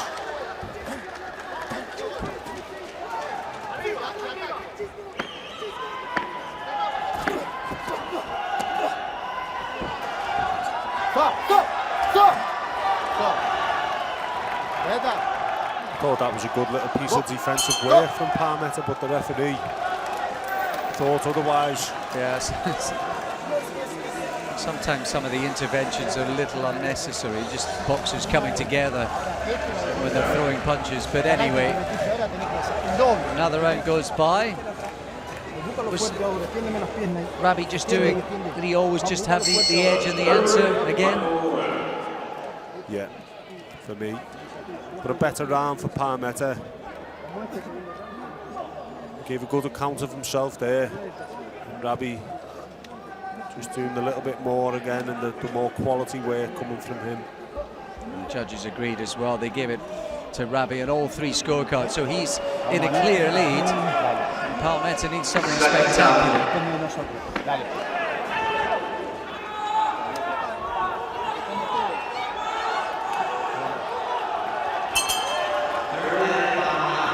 Here we go then into the third and final round. Alberto Palmeta, the Argentinian in red, up against Morocco's Mohamed Rabi, WSB Boxer of the Year in 2015 and national champion all the way through the ranks, from junior to youth and now to the seniors, and he's got his eye on potential world championship gold, the number 2 seed in this division. Really is some accolade to be given WSB Boxer of the Year. Some excellent fighters in there.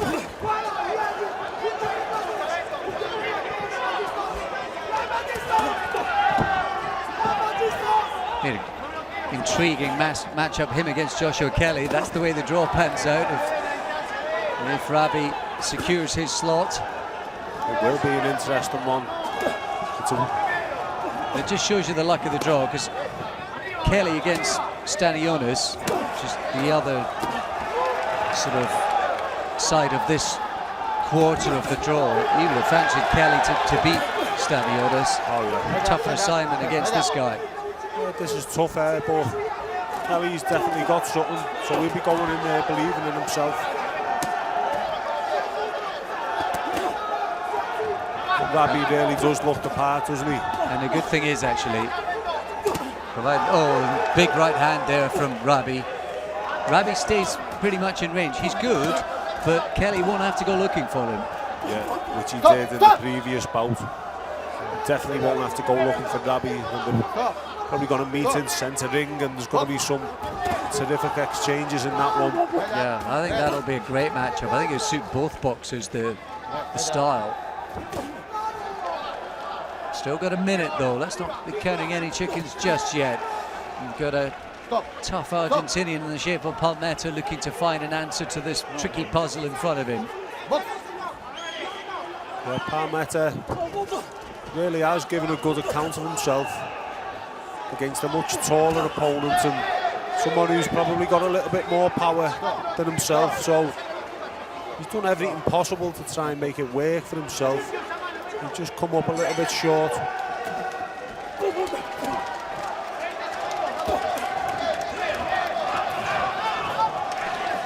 Inside the final 30 seconds, Rabi has been to junior, youth and senior world championships, and he's never got beyond the second round in any of those. Looks like he's going to create his own bit of personal history here.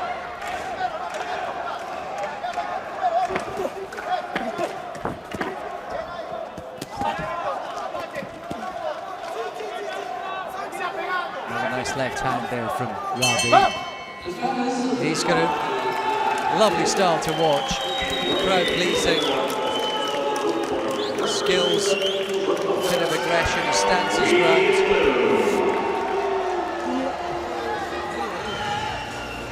And we await official confirmation that he was good enough to sweep the boards in that one. Just hearing, there's been a little bit of a surprise over in the other ring where Wei Liu has beaten the number 11 ranked Mongolian Tushinbat Abiyamba. It's a little bit of a surprise. The winner, Grade B, by the way of points in the blue corner.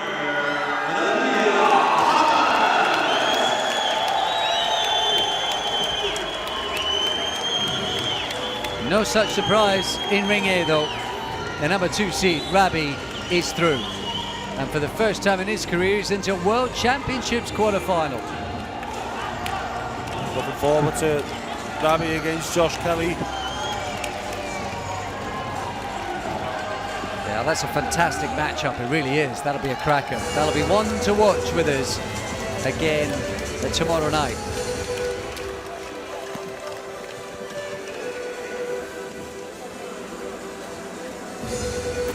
Here you see some of the work of Rabi. He did a little bit of everything, I think, David. He did. He got the jab working at times. Got up close, working the body from the word go. Didn't really take a backward step either. He's all about going on the front foot. Landed some good counter punches as well there, that right hand. Over the southpaw backhand. Palmeta did give a good account of himself.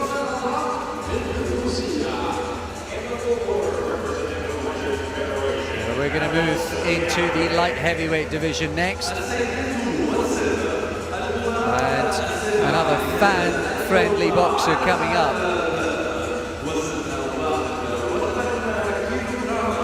I know David will be one eye on the result from Ring B. There's a boxer there, Pavel Silyagin, the Russian, who he was very taken with in the previous round. So we'll bring you news on his result. But this guy, the fans love. Harvoya Sep, European bronze medalist. He's getting on now. He's been to plenty of championships, but he just keeps coming forward, keeps throwing punches. And in his way is this 24-year-old Australian, Aaron Spaniolo, who's starting to win things back home. Can he translate that onto the world stage? Sep versus Spaniolo in the light heavyweight division.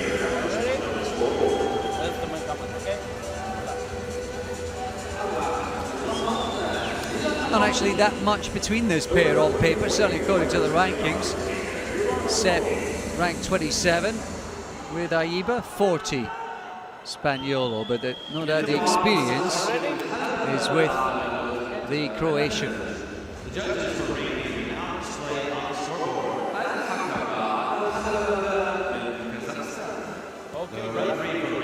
No folding. Keep your heads up. Keep your punches up, okay? Take your hands. Good luck. Well, here we go. Sep is one of these guys that you feel he should be beatable as he comes forward, but he just keeps coming. Extremely aggressive all night. Yeah, these are what the fans, this type of style is what the fans are enjoying with these championships. Spaniolo Don't hold, guys. gonna have to keep popping that jab out and moving left to right. Because Sep's gonna wait for him to hold his feet and then let his bombs go. Australia, don't hold. Fourth time that Sep, the Croatian, has been to a World Championships. He's got plenty of experience to draw on.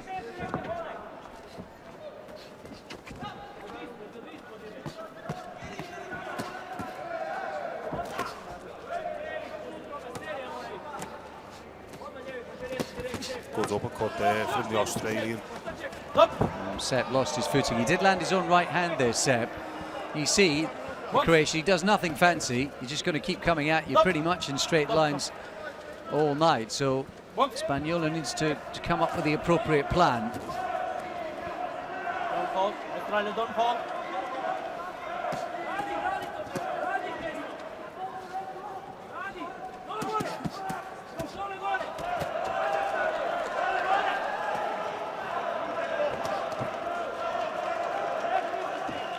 Typical of Sepp.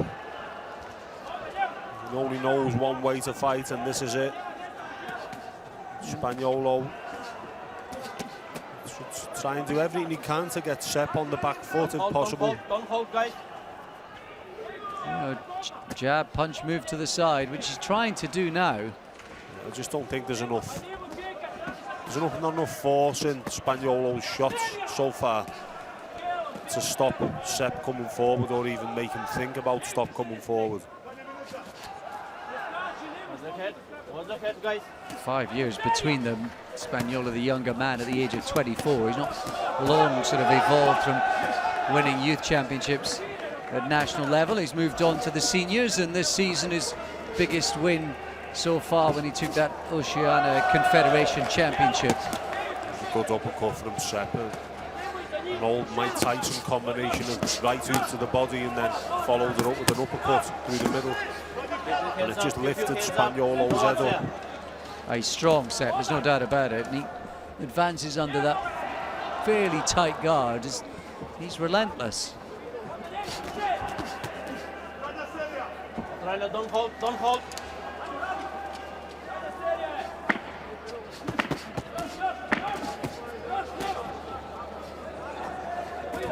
Non-stop pressure from Sepp. Not always scoring with punches, but a couple of body shots in there as well. And I imagine Sepp's aggression will be rewarded.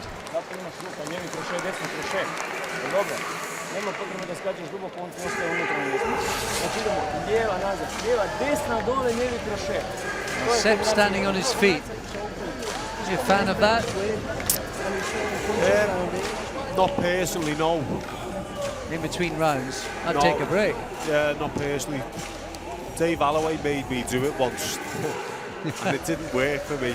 I just didn't enjoy it at all. I wanted to sit down and gather me breath and me thoughts and everything else. I suppose some people would say maybe the theory is the process of getting down, getting up is maybe a bit more tiring. Yeah, and in sparring, you never sit down between rounds in sparring. You always stay stood up. First round on the scorecards. A sweep across A, B and C for Hrvoje Sepp, the Croatian. Stop! Stop! Hey, guys, keep your heads up, okay? Box!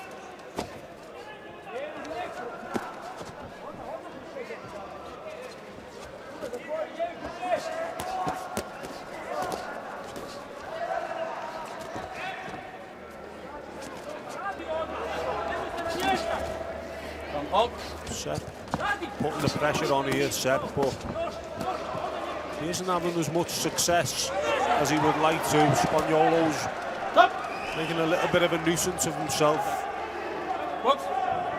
He's not just going to stand there and take Sepp's blows. He's making sure he's moving and throwing his own punches. There's a cheeky little body shot there from Spaniolo. Don't hold, don't hold.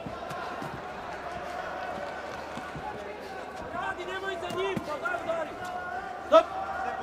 Stop! Hey, don't hold. No pushing. Box! There we go, that's better from Spaniolo. Backing Sepp up to the ropes. He tried to keep him there if he could have.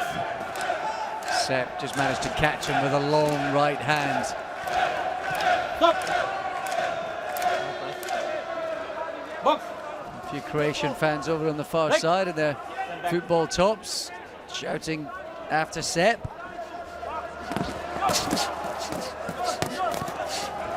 And he unloads on Spaniolo over on that far corner. That's where he needs Spaniolo to be. Hey, Australia, no holding. Work the body well then, Sepp. Well, Sepp has become a bit of a favourite with fans, partly due to his exploits in the WSB, where he's won 20 bouts over the years. Great record.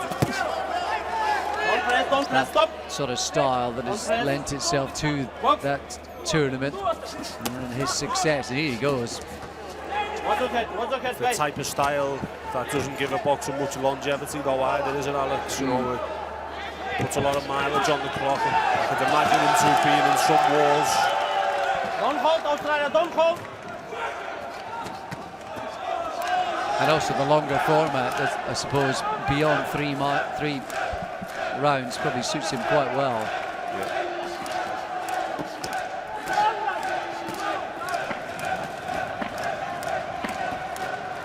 There are definitely enough boxers remaining in the tournament who would fancy their chances of outboxing him.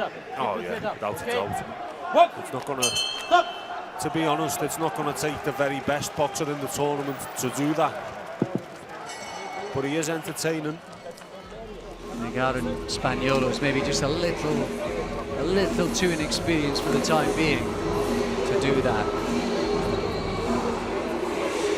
Some good stuff though from Spaniolo in that round. Little cameos of being better. Yeah, it was. Kind of fault Spaniolo for effort. Just isn't quite strong enough to push Sepp back. Confirmation on the scorecards that Sepp taking that round on all three once again. So he's in command of his destiny, providing there's not spectacular, which of course can happen among the bigger weights. Keep your head up, okay?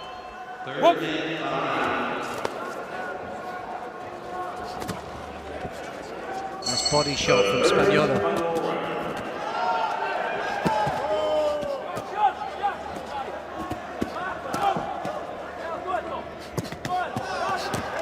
This is what Sepp's all about now. This is his type of fight. He's getting to work more good shots around the side of the guard of Spaniolo. Yeah, it's becoming harder for the Australian.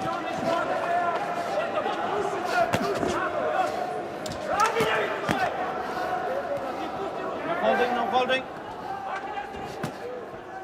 Punches up.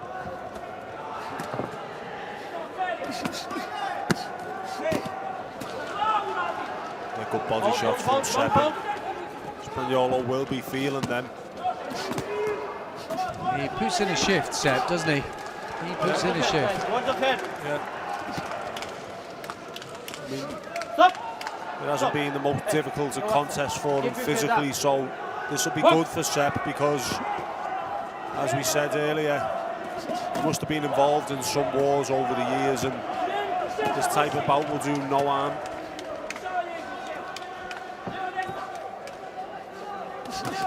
Oh, big right hand. Good response there, though, from Spaniolo, showing a lot of heart.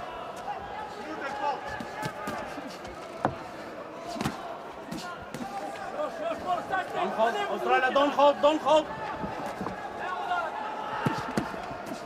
Keep your heads up, guys. Just over a minute to go. Non-stop aggression and pressure from Hrvoje Sepp.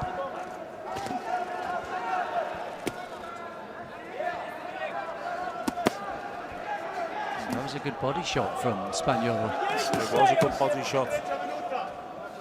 A few more of them may slow Sepp down, take this pressure off. Don't hold, guys, don't hold. It's been hard work for Spaniolo. He's tried, and there has been little glimmers, little mini successes for him. Stop. Box.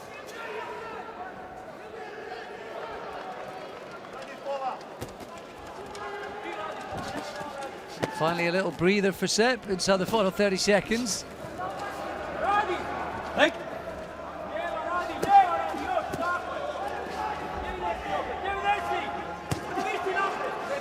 It's a well-timed punch from Spaniolo. Watch your head, guys. Yeah, he's had his moments, Spaniolo. Not enough, though, not enough moments. And it's obviously a landslide Sepp victory. That one. but he finished on the front foot. Spaniolo better towards the end. The Croatians in full voice as they cheer their man.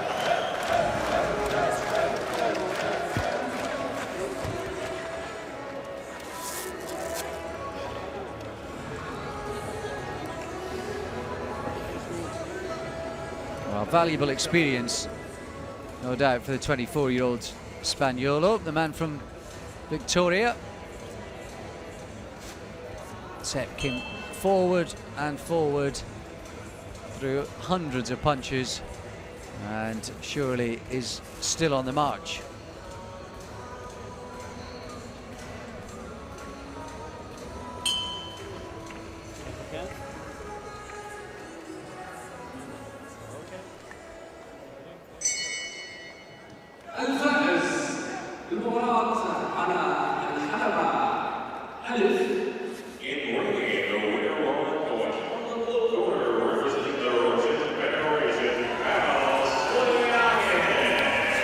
So we await official confirmation of the result in this one.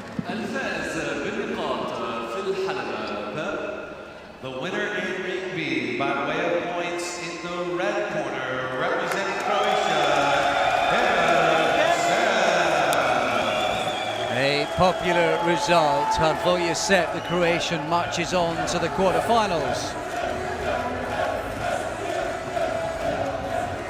And we're also hearing from the other ring. This will please David. Your man, the Russian Silyagin, got past what was a tricky bout.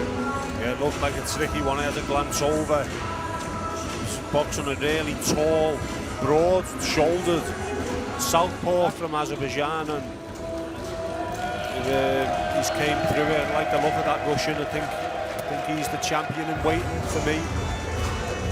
Well, still two more quarter-finalists to be decided, and that includes Julio Cruz, the Cuban #2 seed. And when I arrived at the arena earlier on today, many hours ago, the first name that was on the lips of people I was talking to was this big Cuban. You look forward to seeing Cruz, they were saying, so he's coming up. And the Cubans, 8 quarter-finalists from 9 so far, as you see Sepp. And if Cruz is all they're cracking him up to be, he'll be a red-hot favourite to beat Sepp in that quarter-final. But he's got a certain Joshua Buatti in his way for Great Britain. And 3 quarter-finalists for the Brits already today. Can their story continue?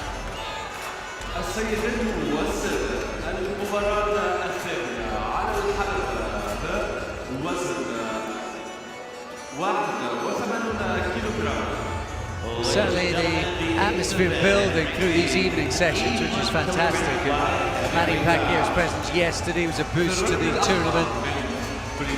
Here comes Joshua Buatti, 22-year-old representing Great Britain, a man originally hailing from Accra in Ghana, now based in the UK and representing Great Britain. The Cubans are out in full voice, up on their feet. The Cuban flags are in the air for this man, Julio Cruz, the #2 seed, the world champion from 2013, from 2011. He's looking for a hat-trick of successes at this tournament, and he bounces up and down on his heels just a few yards away from us, much to the delight of this massive South American contingent gathered near us.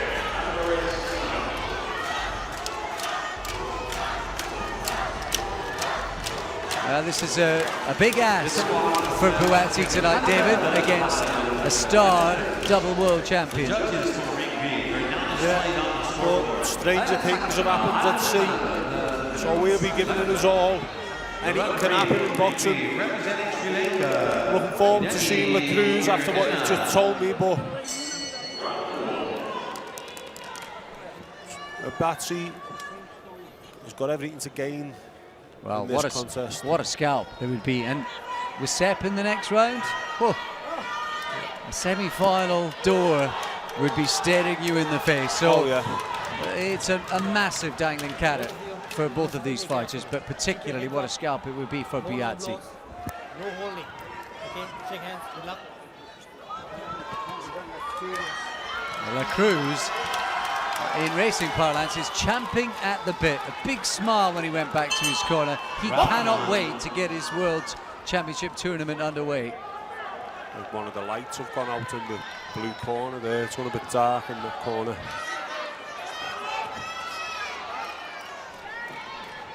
Yes, it's almost become like a nighttime bout outdoors. Yeah. I don't think it's going to impinge upon the action or the viewing for the spectators. It might slightly be affecting your pictures back home. Hopefully not. Buatti letting Cruz know he's here to fight.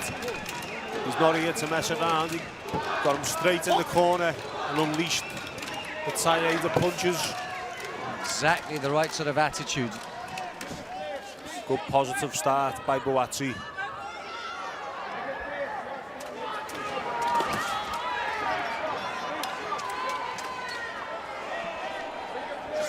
Cruz on the back foot, a couple of sharp counter punches.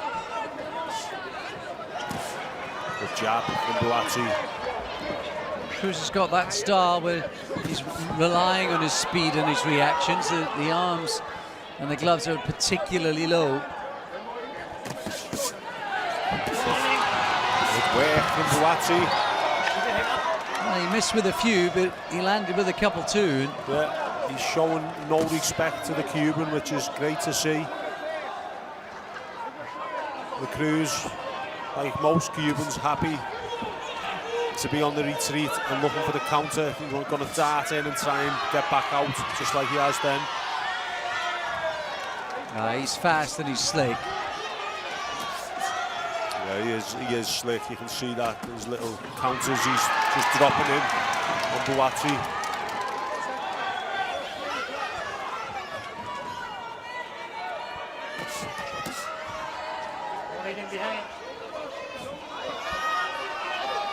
Final minute of the first round.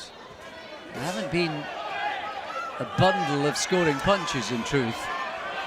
Well, some nice jabs have gone through from Cruz in the last 15 seconds or so there. But Buatti has taken the initiative and got on the front foot. Break. One step back. Box. Inside the final 30 seconds, Buatti on a bit of a roll after that silver medal at the European Championships, but he was subjected to a few from Cruz there. That was a lovely bit of work from Cruz. Excellent bit of skill. Well, Cruz has just picked him off in this last minute.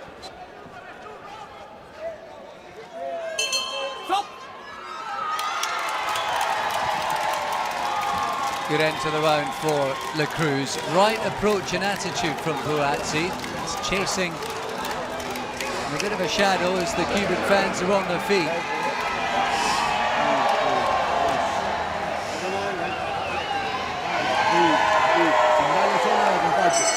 They haven't seen the scorecards yet. They're doing the Mexican wave.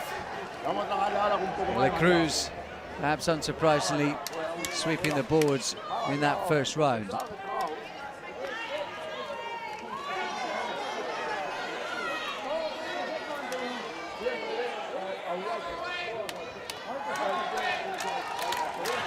You see some of the action. Buatti applying the pressure. And Cruz skipping out of danger, tying up when he had to. Rugged approach from Buatti. Is that the right tactics? Yeah, he has got something a little bit special in front of him in Cruz. He's literally just floating around the outside of the ring, and then he decides to dart in and score his shots, get out of range and get back to floating around. And it's difficult for Buatti to pin him down, so he's just going to have to try and rough him up and do anything he can to get his shots on target.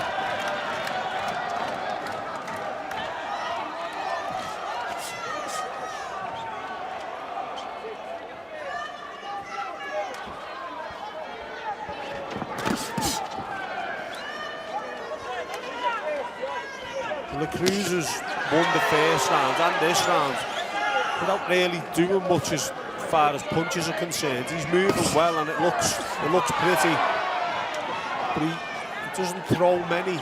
But the ones he does throw, they tend to be on the button, and he doesn't waste much. No, he's a very, very talented boxer, no doubt about that. His record tells that. He's a beautiful mover. Oh! What a shot! He didn't move out of the way of that one. And the bout turned on his head by a big left hand from Joshua Buatti. Let's hope he can capitalise on that. The low-handed style of Cruz didn't do many favours then. And it was a good shot. He wasn't off balance or not, and it was a clean left hook. Well, well, well. A minute and a half to go. They've sorted the light problem above the ring. Has Cruz sorted the issue with his coordination in his hands? So Buatti is right back in this contest with that knockdown. He's got everything in front of him now. He's got it all to do. It's all there for him to take it. Well, I was just about to say, as much as Cruz is a gorgeous mover and a very, very skillful boxer, it is sort of a bit like pinching rounds from 20 years ago, really. Yeah, it is, yeah. And I don't think the Cubans have changed much from that era, whereas a lot of other people have, as we were speaking about the body shots that have been getting brought into play. The Cubans have kept the back foot, stylistic boxing, the flair, and they're still winning bouts with that style. But Buatti has just changed things then, and it means Cruz is going to have to do a little bit more than he was already doing. And he's throwing with Cruz when Cruz is throwing those rare punches. Back on equilibrium, the Cuban now. Oh, lovely right hand. Nearly evened the score there because he staggered Buatti with that. And Buatti comes back with his own left hook. Be intriguing to see how that one plays out on the scorecards. In the sort of normal circumstances, you'd say a 10-8, but if Cruz was winning the round anyway, well...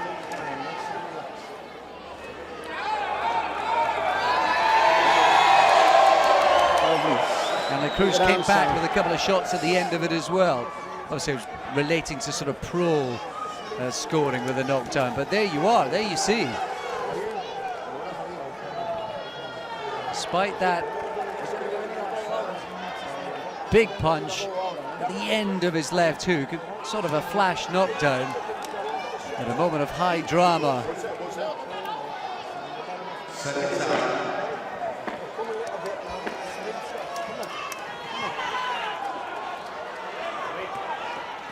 And I guess that shows you as well for, what a punch, what a moment for Joshua Buatti.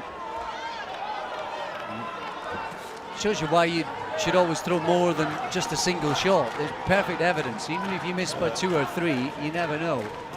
Oh, yeah. Especially against someone like Cruz. Good jab there, Buatti.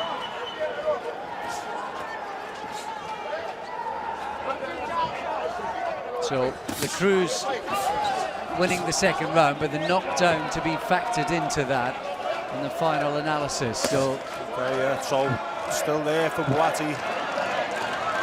Strong finish, another big punch, who knows?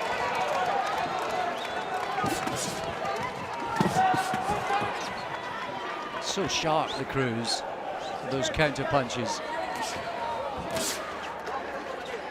Yeah, very smooth boxer.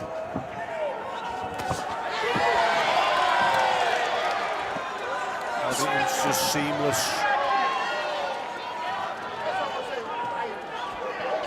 Transitions from one move into the other without any hint that he's going to change direction.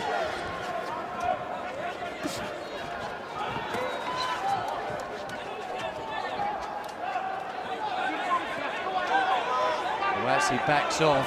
beckons him to come into centre ring. Just over a minute to go. Buatti getting a little bit frustrated then, just holding his feet in centre ring, as if to say to the Cruz, come and exchange instead of running away. But it's tactics at the end of the day, and that's what wins your fights, not standing and brawling. And as David said, in the final analysis, no one will talk about how you got to the final and how you won your medal. It's what it says in the record books. When, date, and what, not how. And as it stands, this talented Cuban is dancing his way to victory. No holding. Stop! Stop! Right, stop! Right, no holding. No holding. Box!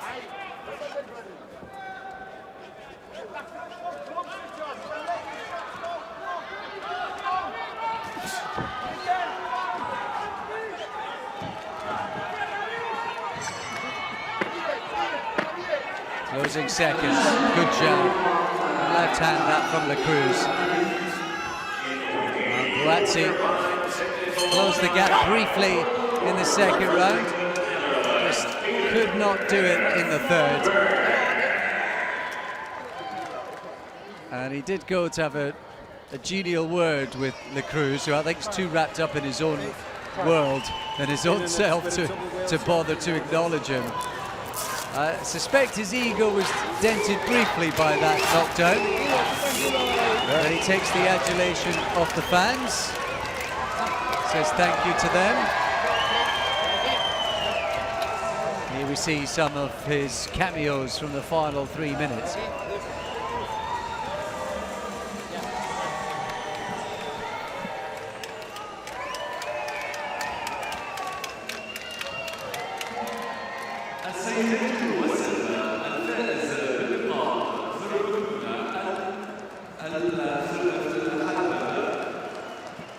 The winner in Ring B, by way of points in the blue corner,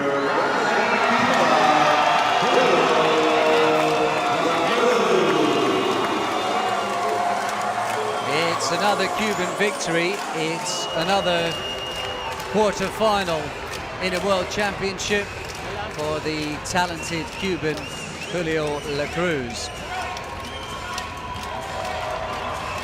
A good effort from Joshua Buatti. He will go down as a man who put the Cuban on the seat of his pants. Yeah, carry that with him for the rest of his days, but a great learning experience as well for Buatti. Going forward into more bigger tournaments. He's just held his own with a two-time world champion.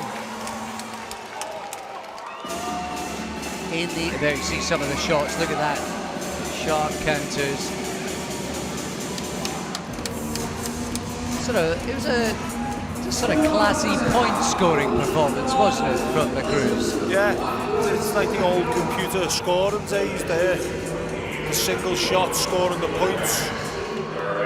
It's going to be interesting to see how he fares as the tournament goes on. He's obviously going to be the favourite to win the gold medal, and like we have said numerous times today, it's the results that are counting and not how you look and how entertaining it is for the fans, and he can get the results. Well, that'll be one of the shots of the day from Joshua Buatti, even although it wasn't in victory, it didn't lead to success. By the way, I didn't see it, but over in Ring A, looks like there might have been a big shot as well, because I think Peter Mullenberg, the Dutch light heavyweight, has beaten Hassan Sada, the highly ranked Moroccan. I think that contest was stopped before the end of the third round. So that'll be up on your draw sheets and results programs up on AIBA.org. And if you want to follow any of the action over from Ring A, and that includes coming up Big Joe Joyce, the Great Britain, the number 3 seed. You can't do that on the AIBA website without commentary, full live pictures. We're going to bring you commentary on Tony Yoka against Ziba Wang, and also still to come in the super heavyweight division, Petr Belov against Filip Erovic. Really looking forward to seeing Erovic, the big Croat. He's going to be our final bout. You could argue top of the bill, still to come a little bit later on. So we're up to the super heavies, David's division, 91 kilograms. Tony Yoka.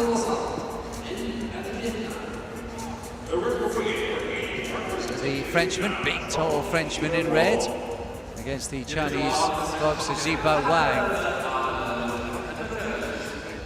There was a Chinese boxer, Wu Li, in the men's welterweight division who earned a quarter-final berth earlier on. So small clutch of Chinese boxers over here in Doha. And here's another one hoping to make a bit of progress. Shake hands, good luck.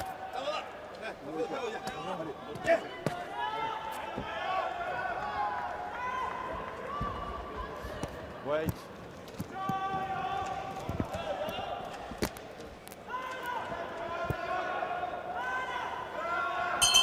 Box.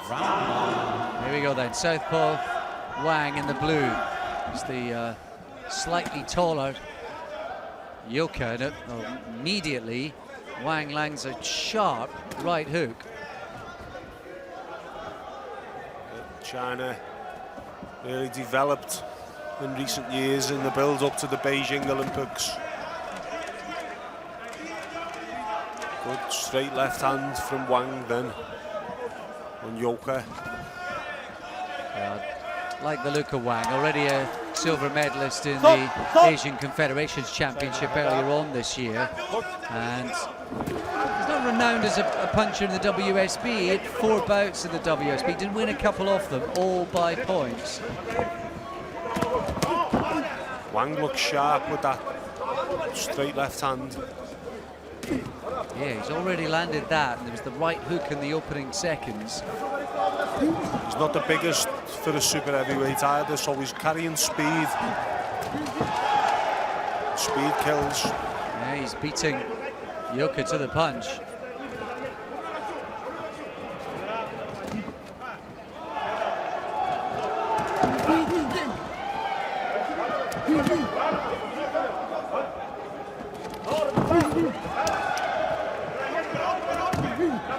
Good start this by Wang.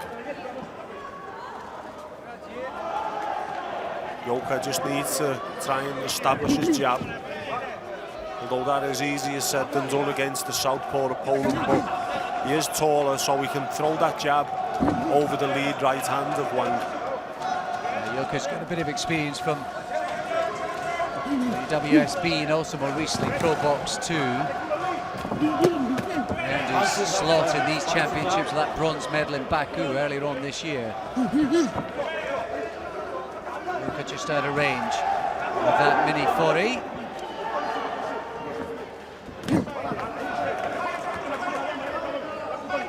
Inside the final minute, 2 big eye-catching punches from Ziba Wang. Wang's looked really skillful and good footwork. He's got that speed. He must be closer to 91 kilograms than a big super heavyweight. But he's carrying it well.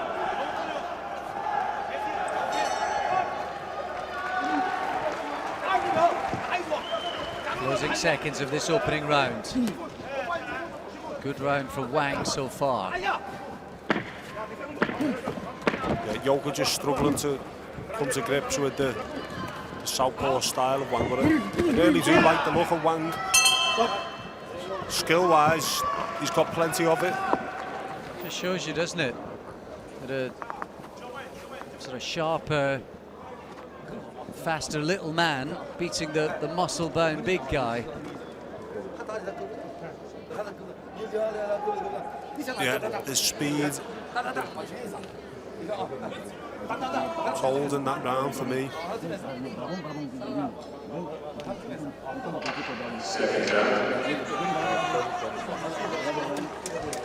And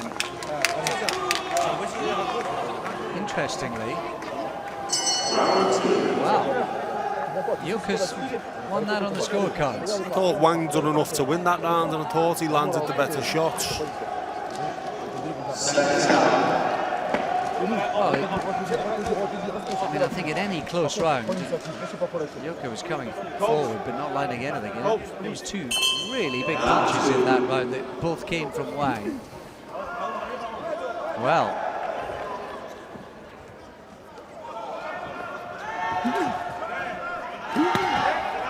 it's better from, yeah, sorry David, better from Yoka. Yeah, because it can create space to Naika should be doing the same. He should be moving to his left and to Wang's right, but he just seems to be moving to the right a lot.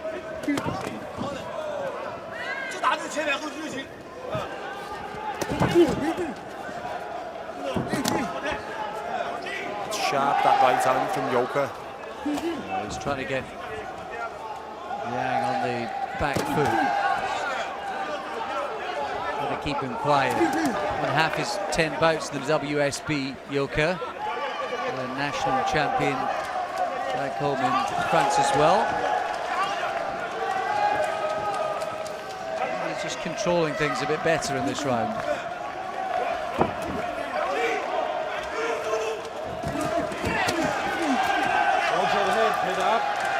And in that exchange, it was Yoka who forced Wang to back up. Yeah, he come out better. He come out on top of that one, Yoka. And he's starting to force the issue a little bit more this round, pushing Wang back with his jab. Still a minute of this round to go. Yoka in his third World Championship, never been beyond the second round yet. Here he is in the second round with a quarter-final place up for grabs. Good jab by Yoka, but then Wang landed the quality backhand off the back of that.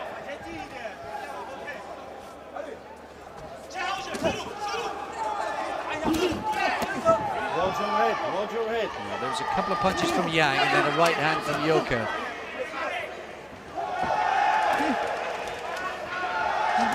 Oh, good right hand from Yoka. Starting to get through. Oh, and a left hook there.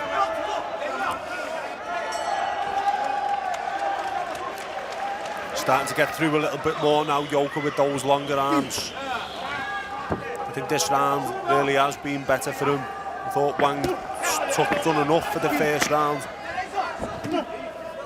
Yoka's targeting the body with that right hand. Yeah. And that right hand has been the story of that round for the Frenchman Tony Yoka. Ooh.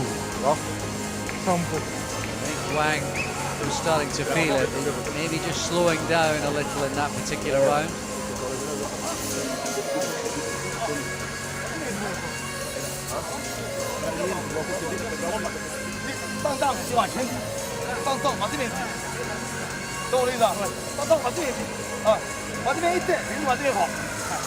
Just a little bit of consternation in the corner.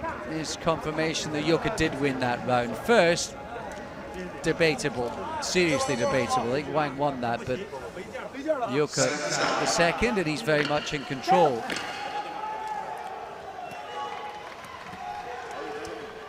Yeah, that was a round for Yoka. He's starting to pick his work up. That long jab out and the sharp right hand to the body worked well in that round. You want to continue that this round. While Wang, being the smaller man, probably hasn't worked in his favour.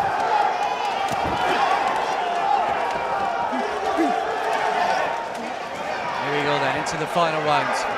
Tony Yoka, the big Frenchman in the red. Again, he throws a terrific right to the body, and then 3 unanswered punches, all connected. Yeah, very accurate as the bout's gone on, Yoka.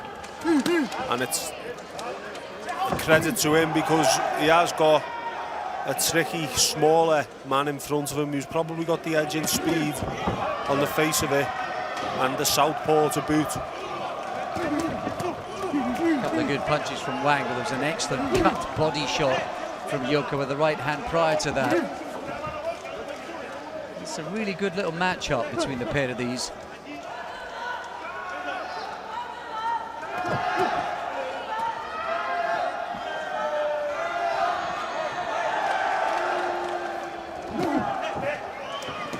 Right hand's been a great shot for Yoka as the bout's gone on. The jab there, yeah, he's warmed into it nicely.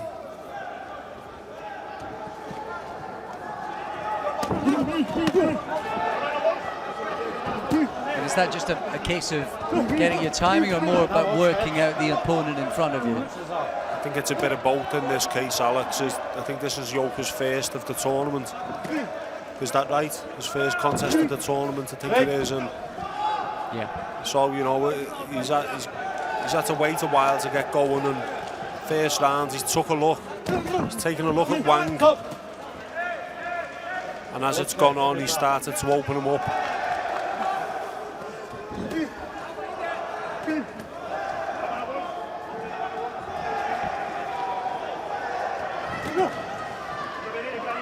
Coming back with his own effort, and it's been a spirited effort. He was fast, got accurate in the first round, and slowly but surely Yoka has just picked up and applied the pressure.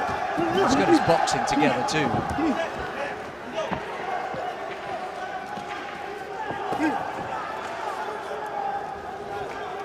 Yeah, good performance from Yoka. I'm impressed. Good boxing skills, calm temperament, kept his discipline and kept to the same tactics throughout, so he's passed a good test tonight. Another big right hand from Yoka there. They touch gloves. That was a good scrap. It's a good test for Yoka. I think in the end he'll be a worthy winner of that one.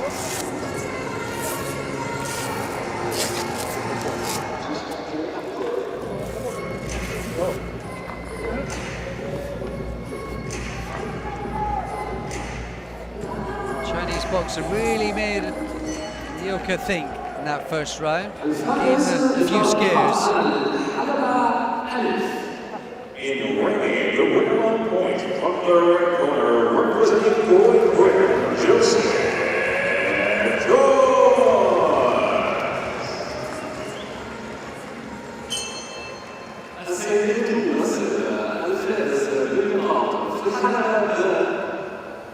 The winner be by their points in the red corner, representing France, Tony Yoka. Tony Yoka overcame a troublesome start to book himself a slot in the quarterfinals tomorrow night. So France have a quarter-finalist in the super heavyweight division. There's confirmation of a clean sweep on the scorecards all the way through for Tony Yoka. And Joe Joyce beating the really tough Aroui, the Moroccan, in the other corner. So really good night for Great Britain. 5 boxers came. Buatti had the toughest assignment. He wasn't able to make it through against the big Cuban, but 4 of the other boxes all through to the quarterfinals. Yeah, so that's 4 in with a chance of a medal, which I think is equal Great Britain's records at the Worlds. I think I might be wrong, but a great return.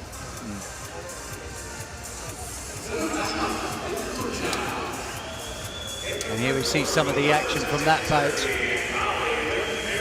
where Tony Yoka got better and better as the bout progressed, and he's got a tough draw. I mean, theoretically Yoka and Joyce could meet at the semi-final stage, but I think Erovic, who we're just about to see, the number 2 seed, might have something to say about that.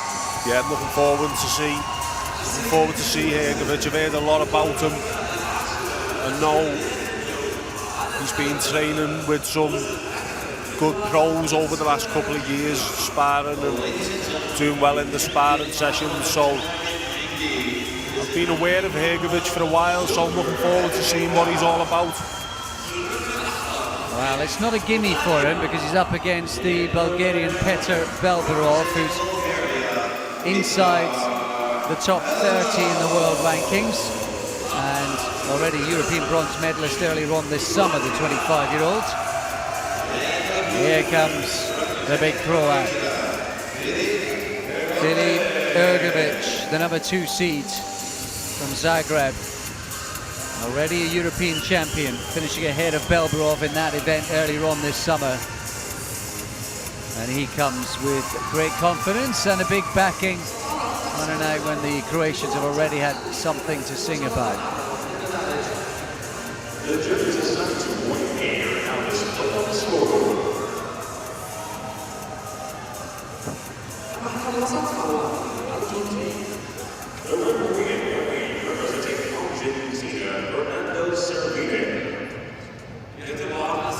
He's a big lad, Hrgovic.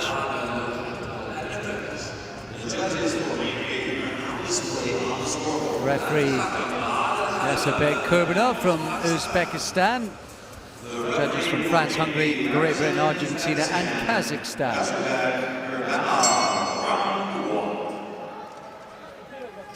So here we go then. Final bout of the evening for you here on your channel. Quarterfinals afternoon and night tomorrow. Petar Belberov in red, Filip Hrgovic in the blue. The big fancy for this one and one of the favourites for the gold medal.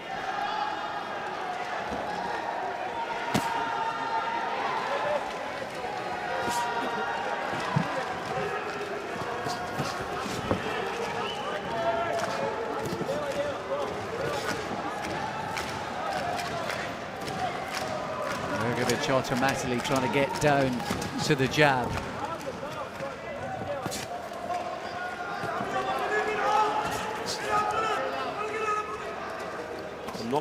Not aware of Belberov, I haven't heard much about him, but he started with reasonably quick hands. He's been to a World Championship before, but he didn't get beyond the first round 4 years ago. But he had a good run in the Europeans alongside Hrgovic, and he's trying to hold his ground, stand his position in the middle of the ring. Yeah, I think they're both having a look at each other, having a feeling out with the jab. Good jab there from Belberov. Yeah, and Hrgovic is having to punch down at him. Yeah, like I said, which can sometimes be a disadvantage, but he's not that much short of Belberov, so it shouldn't be an issue really. Hrgovic has to go with the right hand.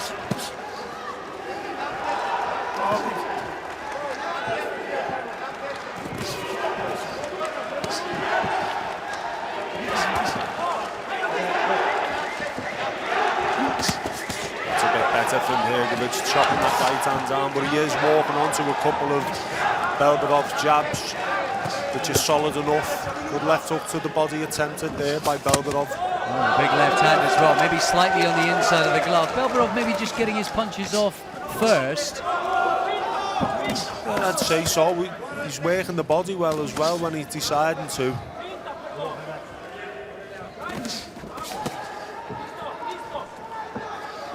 Half a minute or so to go in the opening round.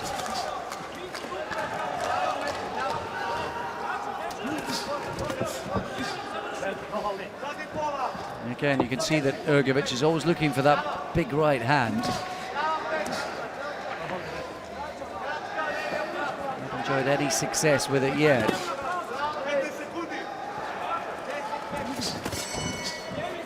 This has been a good opener for Belberov. He's worked the body well, landed a few good jabs, and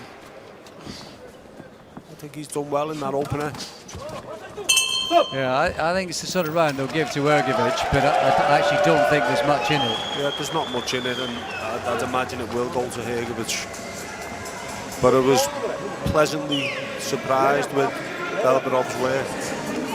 Well,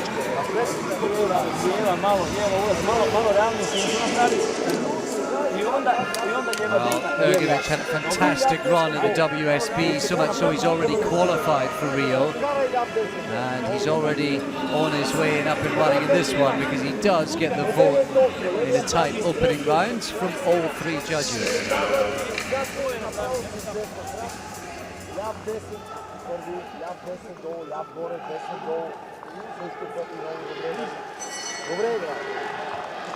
You see plenty of missed punches from the pair of them.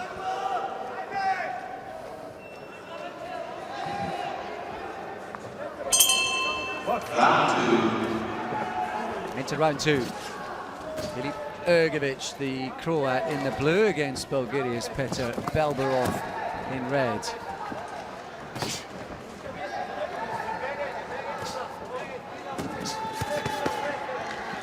Works the body well, Belborov, when he's up close.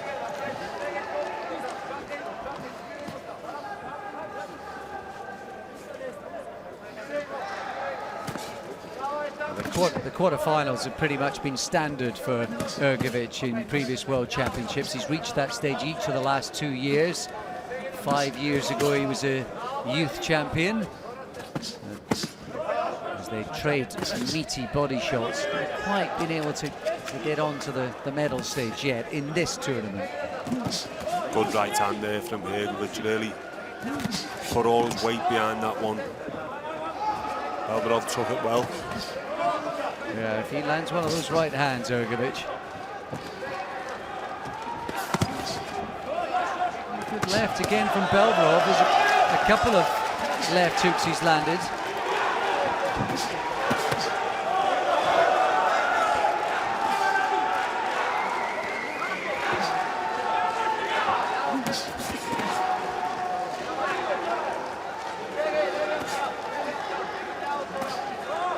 Nice jab from Erovic. That's one of his weapons.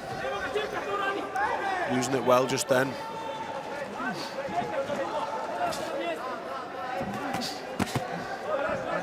Tell you what, when you look down the list, sort of more or less the quarter-final berths booked now, just a couple of them, including this one. But you look down, and this is wide open, the super heavyweight division. This is go anyway. Yeah, I think it is. I mean, nothing's really stood out so far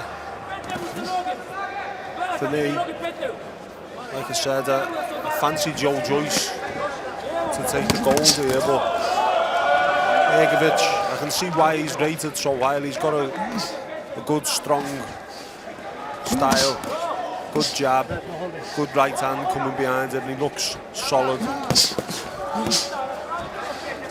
He has been a bit right-hand happy all night, hasn't he? He's just teeing that up all the time. Yeah, he's looking for the big shot with that. He follows it up well with the left hook. Yeah, that was a cracker there. Now he's putting his punches together well. Yeah, he put them together really well then. Suddenly, the accuracy has become paramount. Solid, accurate punches from Erovic.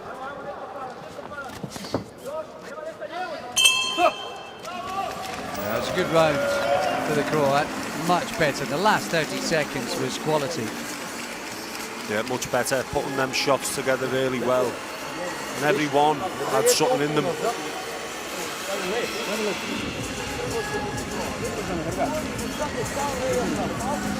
Čovjek ide ovak, petlje mu se noge. Odmah priskoči lijeva, desna. Ne vidite neki lijevi po 69 kad mu se petlje noge.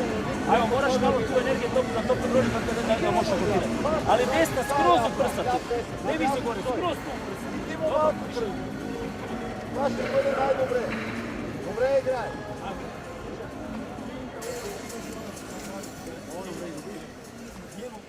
So 2 rounds of control for Erovic. Great credit to Belborov though. He's kind of stood his ground, he's taken his licks, he's come back with little moments of his own against a bigger guy. Yeah, I feared the worst for Belborov when I seen him step in the ring. Erovic's much bigger man and obviously the better credentials, but he's gave it a really good account of himself so far, Belborov. promotional champion a couple of years ago back in Bulgaria. Good jab from Erovic.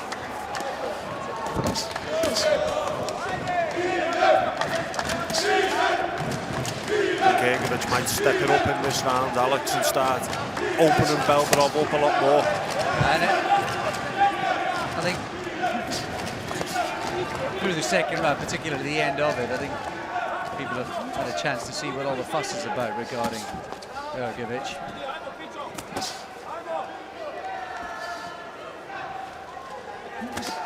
Still don't think there's no standout, as you said, in this. I don't think any of the other boxers will feed each other in this one. No.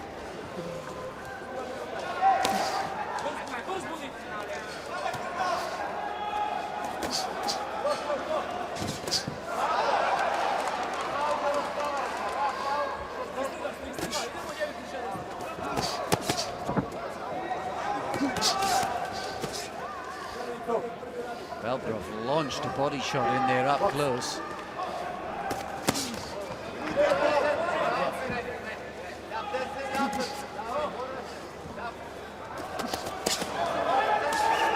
Just keeping it simple.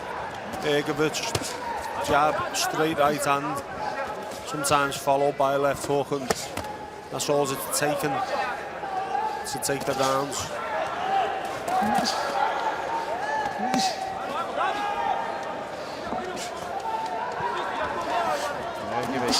Mentioned that run in the WSB, 20 WSB wins. Him and Sepp tied on that amazing tally, and he was unbeaten in 7 throughout the recent series, qualifying him for Rio regardless of what happens at these World Championships, where only gold will do to get a qualifying berth for next summer.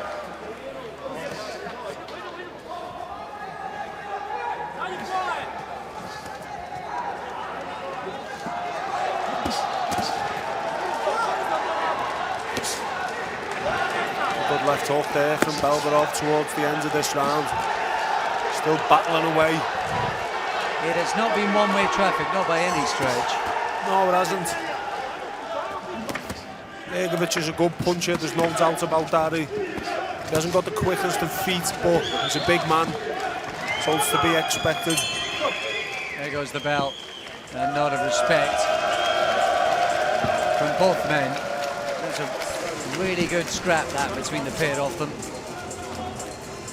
And while Erovic will come through it, he was made to work for it. Now, I suppose that's exactly the test you want for the first bout. A bit of everything for him. Yeah, that was a great uppercut. He's landed there in the left hook to the body. He puts his shots together really well. Yeah, sorry Alex. Yeah, a good start, and you've seen a couple of the top seeded boxers in contests where it's been like a spar for the first fight, but it's good to get straight in and get going straight away with a tough one at the same time, and that's what Erovic was given tonight. Here we go with confirmation then. The winner in Green B, by the way of points in the blue corner, representing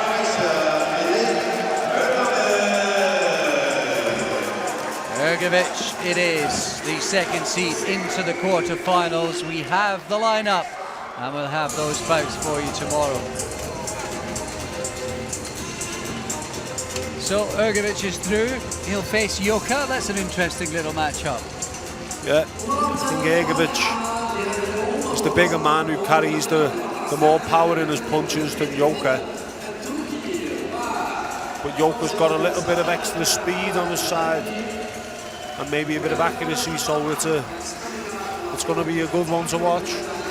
So Erovic Yoka, Demi Rezin has just beaten Kumar, the Indian number 3 seed. That's a bit of a shock, and the Turk is proving a bit of a handful in this division. He's going to face Joe Joyce in the quarterfinals. Jalilov against the Sheikh, Schultz against Ditchko, the big man from Kazakhstan. That's your quarterfinal lineup, and that'll be on your channel tomorrow make sure you tune in for all of that. We are down, David, to the business end. It's starting to get serious. Yeah, it's starting to open up nicely now, and we've filtered through to the quarterfinals where the top quality boxers are going to be on show against each other as well. And although every bout has been of fantastic standard so far, we're going to see some real battles, 50-50 ones.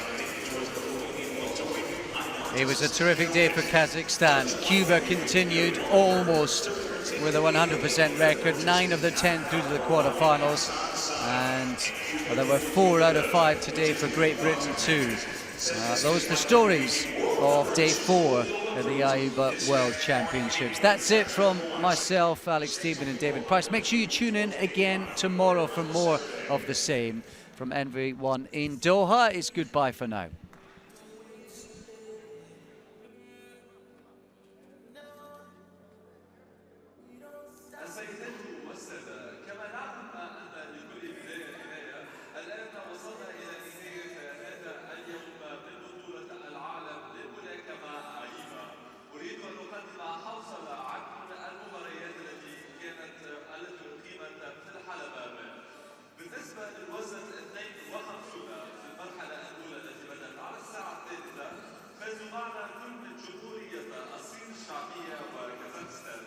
بالنسبة لوزن 60 كيلوغرام فاز معنا